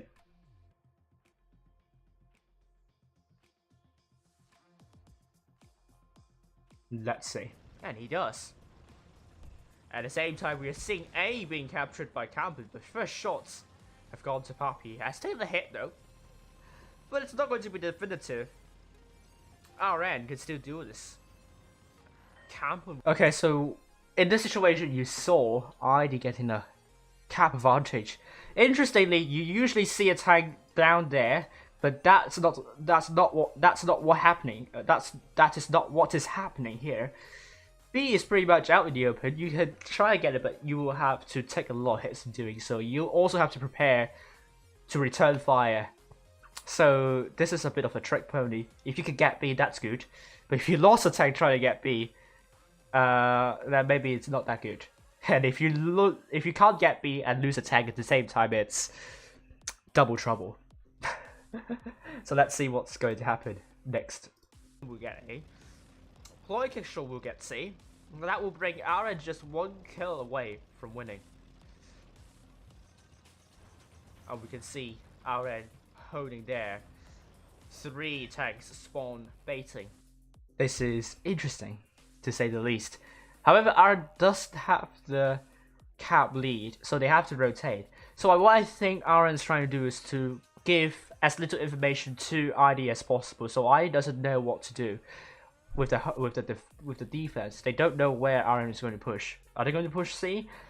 Probably not, because RM will have to go a really long way. So kind of the intuitive sense for ID is to defend A, and that's not what they're doing at the moment, as you can see on the minimap in the bottom left hand corner. I think RM is trying to surprise IG. What do they have in mind here with the double Type 71 and a 1 WZ 113 ID, making sure RM is going to bleed with a couple of spotter tanks that are being a little bit careless. At the same time, ID, they don't have to do much. They have the cap lead, and you can see Spartan Sword and the Sheridan trying to provide information for ID and see where the RN is going to be near C. I think ID is worried that there might be a push that they might not have seen and might have gone unattended. But it's not the case at the moment. But ID does not know this, so they're trying to get that information to give them more context about what is going on for RN. So, but at the same time, if RN has put a lot of tanks near C, Spartan Sword could die while spotting, so there is a lot of pressure for Spartan Sword here to have cap point advantage. But what we are seeing with Spartan Sword and also Floretica at the moment, they're trying to see if they can get C. They're trying to see if they can bring the cap point advantage even further. But ID doesn't want to take too much risks here. I mean, I don't think ID wants to get C. They just don't know where our tanks are. There is not a lot of information, but there are like 3 tanks stuck near the spawn. So RN is going to bring a lot of surprise. And ID, their intuition is right, it is correct. Most of RN's tanks are near A, so they have to defend. Now Campen might be the pressure point here, but they have lots of crossfire that could save Campon. They're also spreading out as well because they don't know where RN tanks are, so Papi being very important getting the spots up. 3 tanks. RN having more information than ID. This information war is being won by RN, and it's so important for them because that will tell them how to push. They still have some time, they can still whittle down hit points of ID, but they don't have the hit point pool advantage. They are down by almost 2,000. It's going to be really tough for them to push, but it can happen here. Too much risk here because it's all down to this tiebreaker. It's all down to this final moment. I can see the world now leading the push. Is ID ready for this push? Is ID ready for the big squadron cut off RN? As you can see, Cameron is going to be indeed. Okay, so RN has made an educated call to push A. As you can see, Polykickshaw, they're ready to drop into B if ID is not paying attention at all. Looking at ID, now is the time to start defending and put a good horizontal straight line. It's all about brawls now. Cameron has to stay alive as much as he could. He is going to be the bait. It's going to be a hard push for RN, but you know that they've put it off. And let's see what's going very wrong for ID here. Deep trouble and ID needs a response. Okay, so what's the issue here? Poor Relica is quite near C. LDS in the IS-4 is near B. Arrow Path is very far at the back, looking to provide crossfire. But in this situation, what's going to be really good for RN is that Cameron is the obvious target they could kill here. And it's kind of just calling out whether it's going to be LDS or Lasso for me. But in my call, it will be LDS because Lasso for me will be in cover there. Is that game over for ID? No, I don't think so. Papi will try to run away, no question about that. Floriana can try to support Spartan Sword in getting Papi, but they will have to spend a lot of time doing that. So I think my call will be to try and get Polykickshaw out of the way, and then leave Campon there. Hope that RN's going to take a lot of time to kill Campon here, and I think LDS can try to move forward once Campon has been shot at by a lot of tanks, or no, I think he has to move forward. Moving backwards will take a lot of time, especially when you're in an IS-4. The reverse speed is not high. So I think ID potentially could take out 2 tanks here. They will lose a tank, but it's okay. They still have Z-Park, Arrow Park, and Asofari, which can still do a lot. Well, sorry, LDS is what am I saying? LDS is not near B, so I think I got the position wrong. No one is near B. Z-Park is near B. So let's try again on what to do. Being a bit confusing at the moment. So essentially there are 4 or 5 tanks. Z-Park being at the back. Last for me using this as a cover. LDS on top, trying to support Campon being pushed. Arrow Path putting crossfire for the push of RN. ID on the other hand, they have 2 tanks. They are very far from the rest of the team. Papi's there, you see, near C. My call would be to try and get Papi out of the way if they could. Spartan Sword or Poor Relica will be very important to get a track shell so that they are able to shut Papi down quickly. If they are able to shut Papi down, the attention will turn to Polykickshaw, and now ID will have to start coming in to create a horizontal straight line there. Unfortunately, I don't think Campon can do much. He couldn't move back because if he does, then RM will have more crossfire coming in. So Campon is pretty much a lost cause, and it all relies on whether Campon is able to survive for a long time.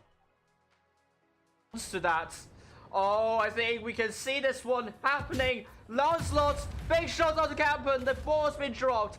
Campon is not going to be lost any longer. RN, this push could work really well. And ID and I think Arapath still very far back. Now they have put a horizontal straight line, but Arapath, I think he has to start moving. But look at how quickly Papi has run away. Not the time to get C in my opinion. They still have A. The Capons aren't like near 1000, so I don't see a point in getting C, to be honest with you. It's all about dealing with the push. Struggling to save Kampen, and Kampen is now down to 2 shot here. RN, they're not actually pushing. I think this is where ID starts to panic here. LDS has been focused by Tayama and Ploy Control, so RN push has worked really well. They try to put a pseudo push onto Kampen, but they stopped when they're getting the attention, allowing these 2 tanks to come in to shut down and pincer these 3 tanks here, like what RN has in mind. There are 6 tanks on the other hand. Papi runs away just in time.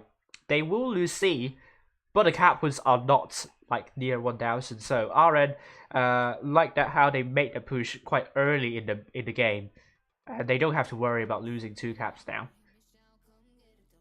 All in onto Kampen at the moment. He's now 1 shot, but ID has been allowed to. Now Porielica's trying to come in, going to go down. Spartan Sword got A, but is it going to be important? I don't think so. They still have A, however, but they will lose Kampen and they are under a good hit point disadvantage. Arrow Path is still at the back, which I don't agree with, because essentially ID is just isolating these 3 tanks near A, and RN they have like 6 tanks. If you disregard Iron Red tank, it's still 5 versus 3. You can't lose a 5 versus 3 situation, especially when the handpoint is a 1 shot though. Breathe. That could be a problem here. Poor Relica and Spartan Sword still very far in the back. LDS is dead. Kampen's dead. It's now 5 versus 7 here. RN with a strong hit point advantage. They're trying to make this work. They're sharing hit points. It's looking really good for RN at the moment. Now, Lasso for me is getting shut down here. Arrow Path still behind. There's really not much you can do about that. RN, they have a good numerical advantage. ID gets both A and C, but this is not going to matter now. ID, they just have to hope that they can kill 1 tank with RN. With that discipline, the hit point push sharing, it's really hard to call for focus, and I think this is pretty much it for ID. And RN makes a really good decisive push. They didn't really hold back. They didn't hesitate at all. They timed it really well. They coordinated that push really well. What I think ID that the problem is Arrow Path, once RN starts pushing with like 6 tanks, especially when you only have 3 to 4 tanks near A, you can't stay there for any longer. You're allowing the team to get focused down. And all about to stay, I think Arrow Path has come in a little bit earlier. Maybe ID should also, you know, not support Kampen there, because Kampen's pretty much goner. Should kind of pull back, maintain a horizontal straight line there. A salt push of RN allow Porielica and Spartan Sword to come back to pincer them in the end. I think it all went very wrong when ID just panicked when Kampen gets pushed, and I think it's evident with this battle. So this is pretty much it for me, I think. We have around 23 minutes to go before you can't earn any more rewards, so with this in mind,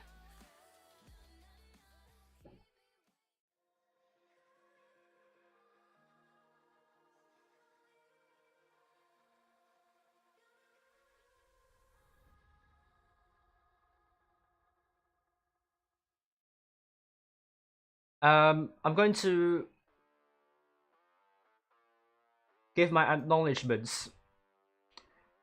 I will create this slide very quickly.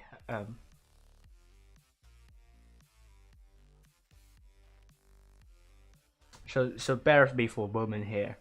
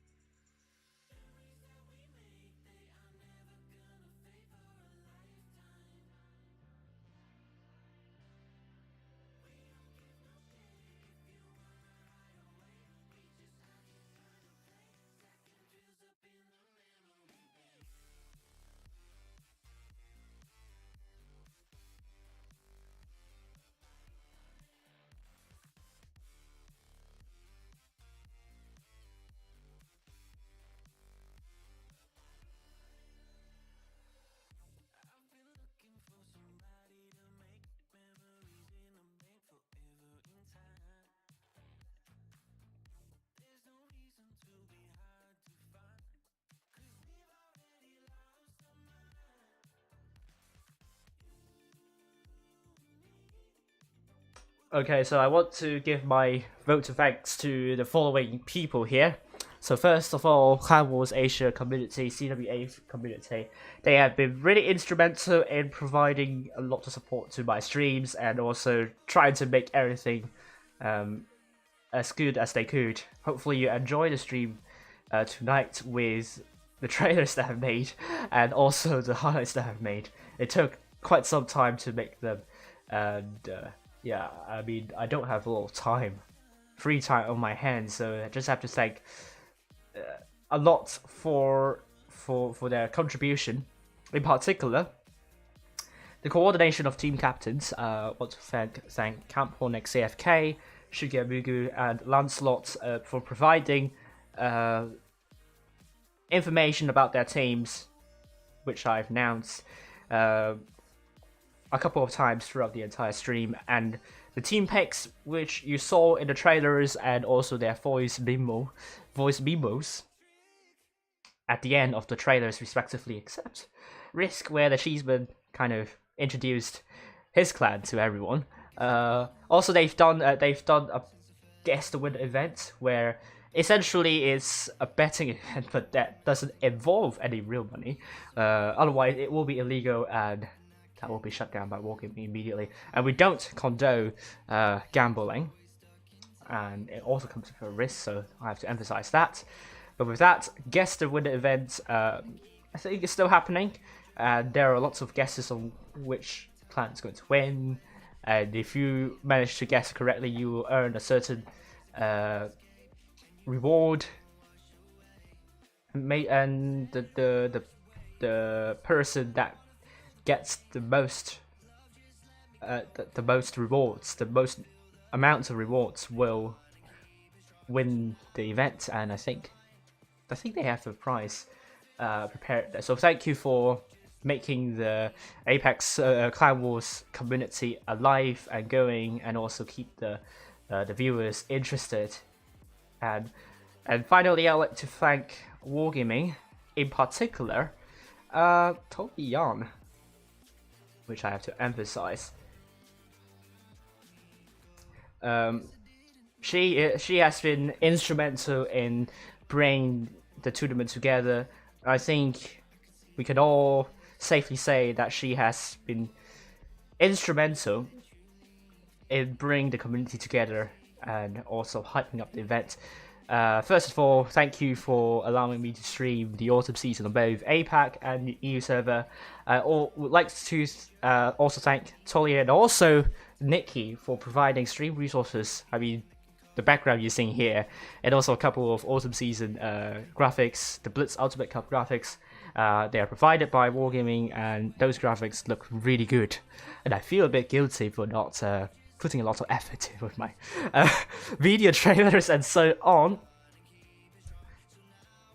And also,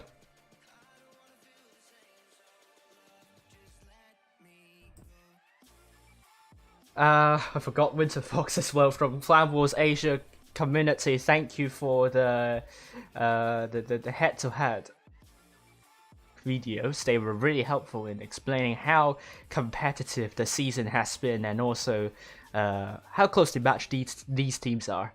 And they look really good. I love the aesthetics there. But going back to Wargaming, I would also like to thank them for creating this big tournament. And they have every right not to do that, but they want to show us the competitive side of this game. It's not just about random battles, rating battles, and all the raging, the ranting, and so on. And the tournament scene is well and alive, and you can see you were seeing some amazing battles from the best clans on the APAC server.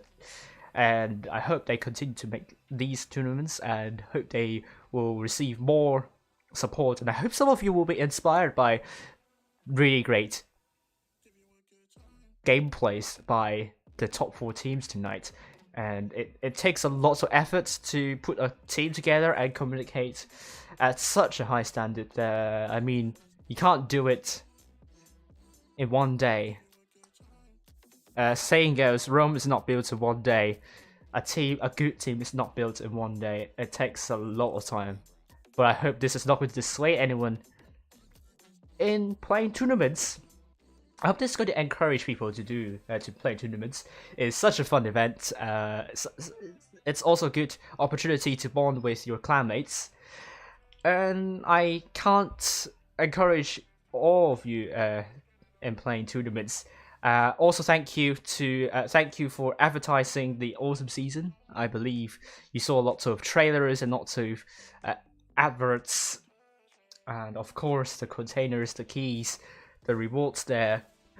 It was very important to bring kind of the players together. Don't know how to say about this, but once again, thank you, Tolian. She has been very important in the rule violations department this season. I think she has handed out punishments in a timely manner, especially on the EU server, where unfortunately there were lots of violations which I don't think anyone is happy about. But Tolian was crucial in punishing the violators, and without her getting the whip out, I'm very sure the season would have gone down a really toxic route, and the players, the viewers, might not be blessed with such a high quality this season. So once again, I would like to thank Tolian for all her hard work, and yeah, that's pretty much my acknowledgement. I hope I've thanked everyone. I'll be back tomorrow, so I'm not like done for tonight, done for like the entire season. I will be back, but I think with that, there are like 30 more minutes to go. So what I'm going to do now is that I will play the highlights and highlights of each clan.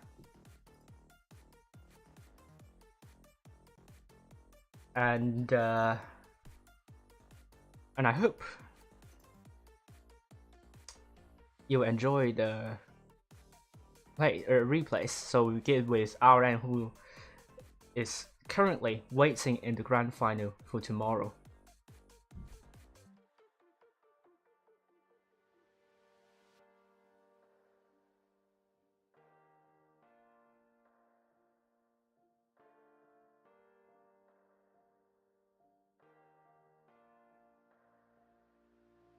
So until then, if you have got all your rewards, then good for you. If you haven't, the stream will still go on for some time. So thank you all for watching, and I will see you tomorrow. Bushka will be commentating, hopefully. Hopefully you have enough of my stammering in commentary, but we'll see.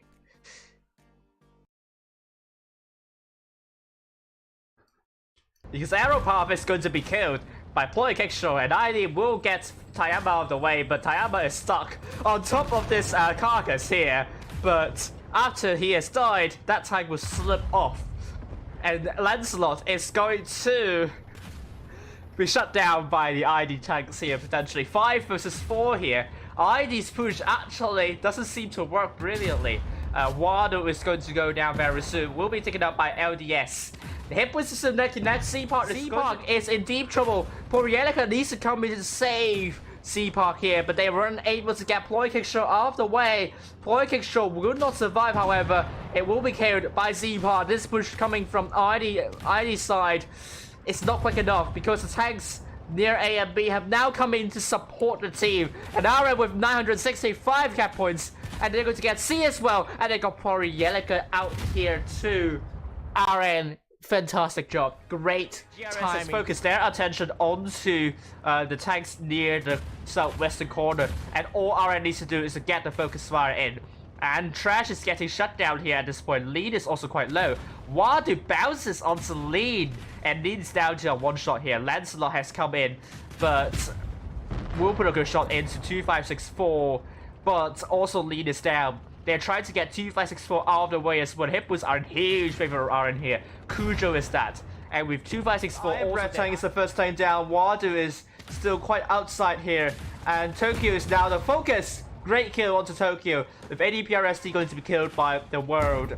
So RN, Lancelot has dropped the reactive armor, great shot onto Rome, and Trash is looking to get Rome, but it's going to take them some time to get to that. Ploy Kicksure is now looking to kill Rome. It's going to be the case. The focus fire so far so good for RN. As for GV, also decent focus fire. That push really caught the world unless the P-word comes in. The hit points are still in favor of RN at the moment here. The P-word needs some shots in. The P-word Professor's now a one-shot. And we can see the P-word ramming into the world. But the P-word is now one shot, and Professor is now killed. The P-word needs to do a really good job now, but it won't be the case. Poppy gets the P-word out. This could go is being trapped here. Rams into Poppy, trying to run away, but I don't think it will be successful. Poppy will put a good shot and kill Professor, leaving the P-word and Rome the last people standing. Well done to RN. This is a more dominant victory for RN. It wasn't that much of a scrappy win for them, and RN now will lead 2-0, and GB will have to do really well now. The Professor's in deep trouble, getting shut down by both Poppy and also Lancelot. It's a good shot onto Lancelot, but Professor needs to get a shell in. It won't be the case. Professor gets taken out. P-word also gets taken out. ADPRST is trying to get Lancelot out of the way. Now ADPRST is on the drum reload. It's going to be really close in the end, but RN still has 2 caps, and they have a good hit point pool advantage. Rome is trying to brawl against Iron Bread Tank with GB. No light tanks. They aren't going to get outside chance for GB to win. They just need to get the tanks out. Iron Bread Tank is now down to a one-shot here, but ADPRST, can he survive for long enough? The 5 tanks of GB are all one-shots pretty much. Get in the van instead. Iron Bread Tank instead. ADPRST has fully reloaded now. He needs to put a shot here, but no, it's not going to happen. Tokyo needs to get a shell in, but it's too late. It was really, really close. It was down to the wire. The scoreline you're seeing. A boost coming in. Oh, yes. This is what we want to see. Boost. Poppy up there. This is the first time I'm seeing a boost happening over to this plateau. Now look at Poppy here. He's going to get this shots in, but GB will get A first. Get in the van is spotted. But Poppy, now is the time to shine. Now is the time to show the world. Not the world. With the world being taken out, GB is starting to come through. Wado is being shot at. ADPRST still at the very far back, but RN, they have a cap stop. Tokyo is going to be killed here. It will be the case. They are very close in winning this one, but Wado is now down to a one-shot, with C still being captured by Professor. If Rome dies now, oh, Rome dies first. RN wins by caps.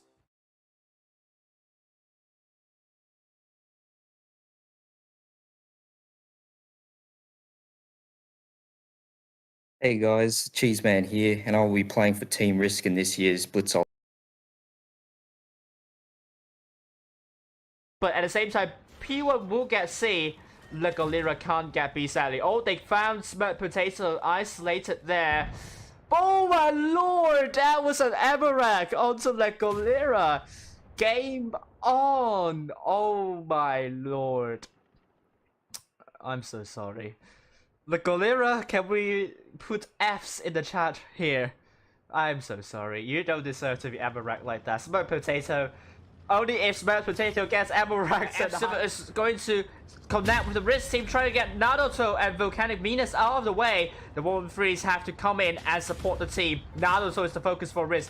Great call from F Silver and Sugar Mugu. They need that tank out, and F Silver needs to put a shell there. Sugar gets the kill. Great kill there. We have Volcanic Venus going to be taken out very soon. RISQ doing a really good job with the focus fire. Volcanic Venus is now dead. F Silver is trying to run away. Has to run away though. Doesn't have all hit. 5 versus 6 situation. Hit points are neck and neck. Just do it. Brawling with the T100 LTs, but I think Just do it is just isolating himself at this situation.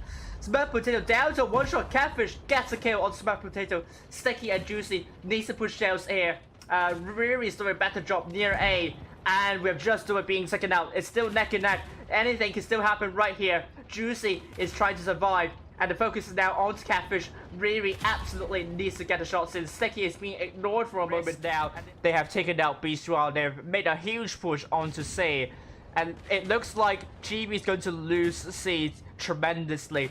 And on the B side, GB has to get Willoware, but Willoware is holding up well, so RISQ is steadily gaining an advantage here. Rome is now down to a one-shot and it's been taken out. Rome, Professor, and Tokyo are all out, and we could see Willoware finally dead, and it has turned to a 3 versus 5 CS. Smack Potato puts a big shell onto ADPRST. Now Bulos has now come in to get Cheeseman out of the way, and ADPRST is now out, with RISQ leading by more than 2,000 hit points and maybe by maths are wrong now.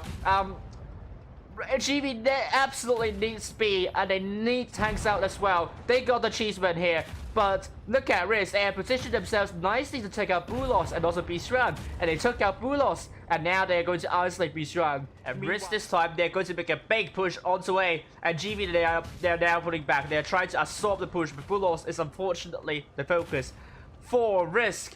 And Bullets can't move back quickly enough. Now being tracked by RISQ. Takes another hit, and now down to a one-shot. The Cheeseman is still alive here.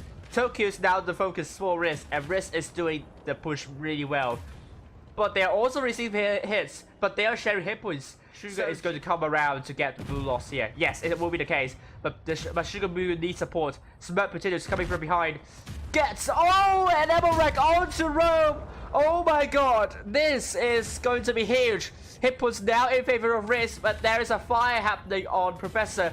Oh, Juicy gets a shot onto Professor. Professor's there down to one shot, and Sugar Moon will get a kill onto Professor's now 3 versus 6. Getting the man coming in.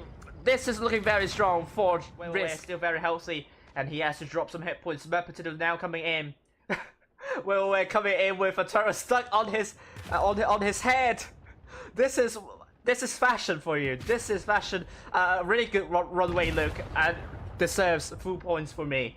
Willoware continued to tour around Alpenstadt with the turret on his head. This is the new fashion look. This is going to be a meme. The cap is still with RISQ, but RISQ does not want to lose tanks. F-Silver down to one shot, and Cujo is dead. All RISQ needs is a kill. All they need is a kill, and F-Silver just have to survive here. But all 3 caps have been captured by GRS. They will get B, and C can be captured. F-Silver needs to survive. Arrivederci needs to survive. RISQ, they need Arrivederci. Arrivederci has been trapped, and that ram kill will give RISQ the win. Meanwhile, GRS, they have Bifrost down to one shot. Arrivederci's now dead. Oh, RISQ is steadily getting back with the caps, but Bifrost is dead. It's now a 3 versus 4. GRS, there is a chance. Here RISQ is not alive. F-Silver might be trapped now. Cujo, great ram, but Cujo is dead. This is going to be really, really close. That leaves now Lee, the last person standing, with RISQ getting all the caps. Surely, this victory will send RISQ to the...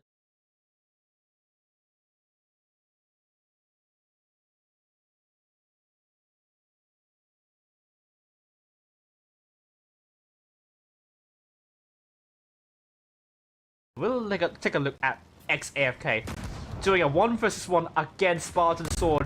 Big HE shell to the backside of Spartan Sword. At the same time, we're seeing ID struggling to push anywhere forward. P1 definitely looking to distract these 2 tanks here. He's going to be really important. Buy time for humans to clear out all the tanks in this area here. I don't think AFK is going to last for long, but he will be very important. Pixel's great shot to arrow path, but ID is now barreling in, trying to get perimeters out of the way. ST is now come forward.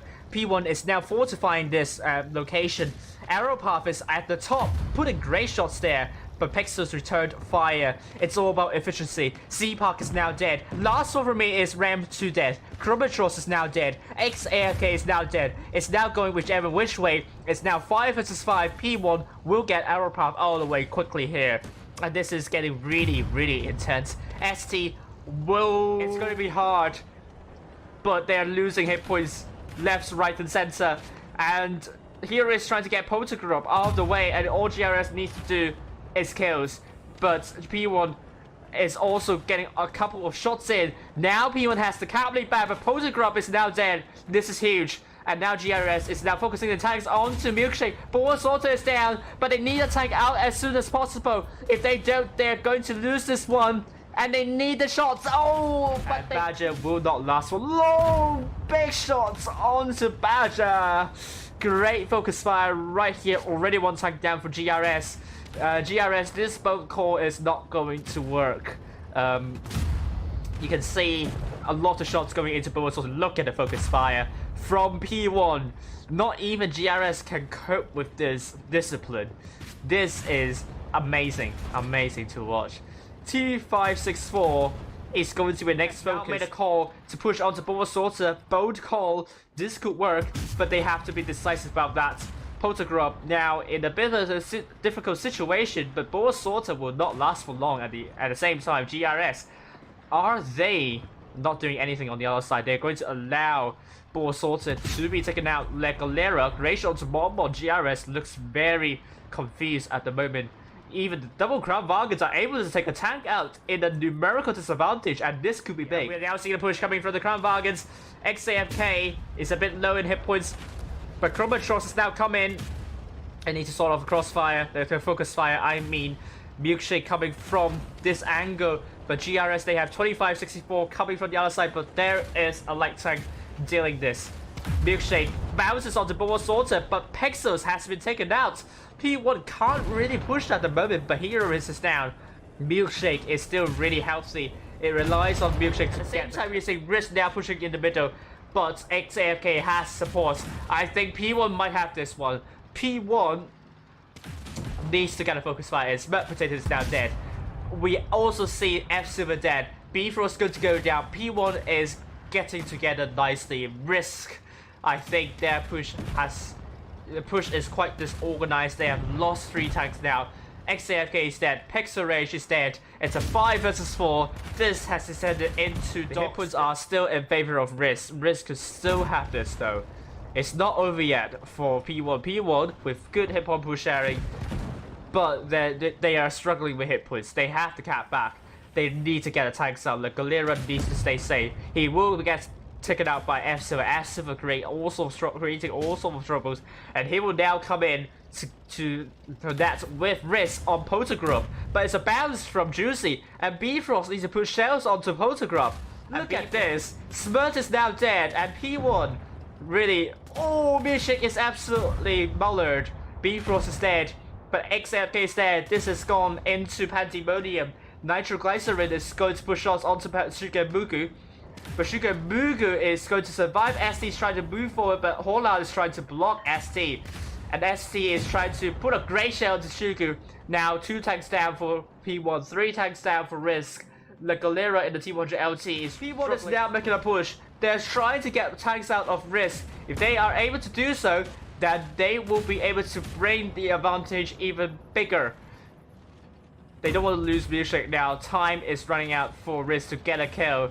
And P1, they don't want to lose a tank. Milkshake needs to survive. Milkshake is in deep trouble. But Sugamugu is now dead. P1 is very close to winning. And Bifrost, if he goes down, P1 will win. P1, they got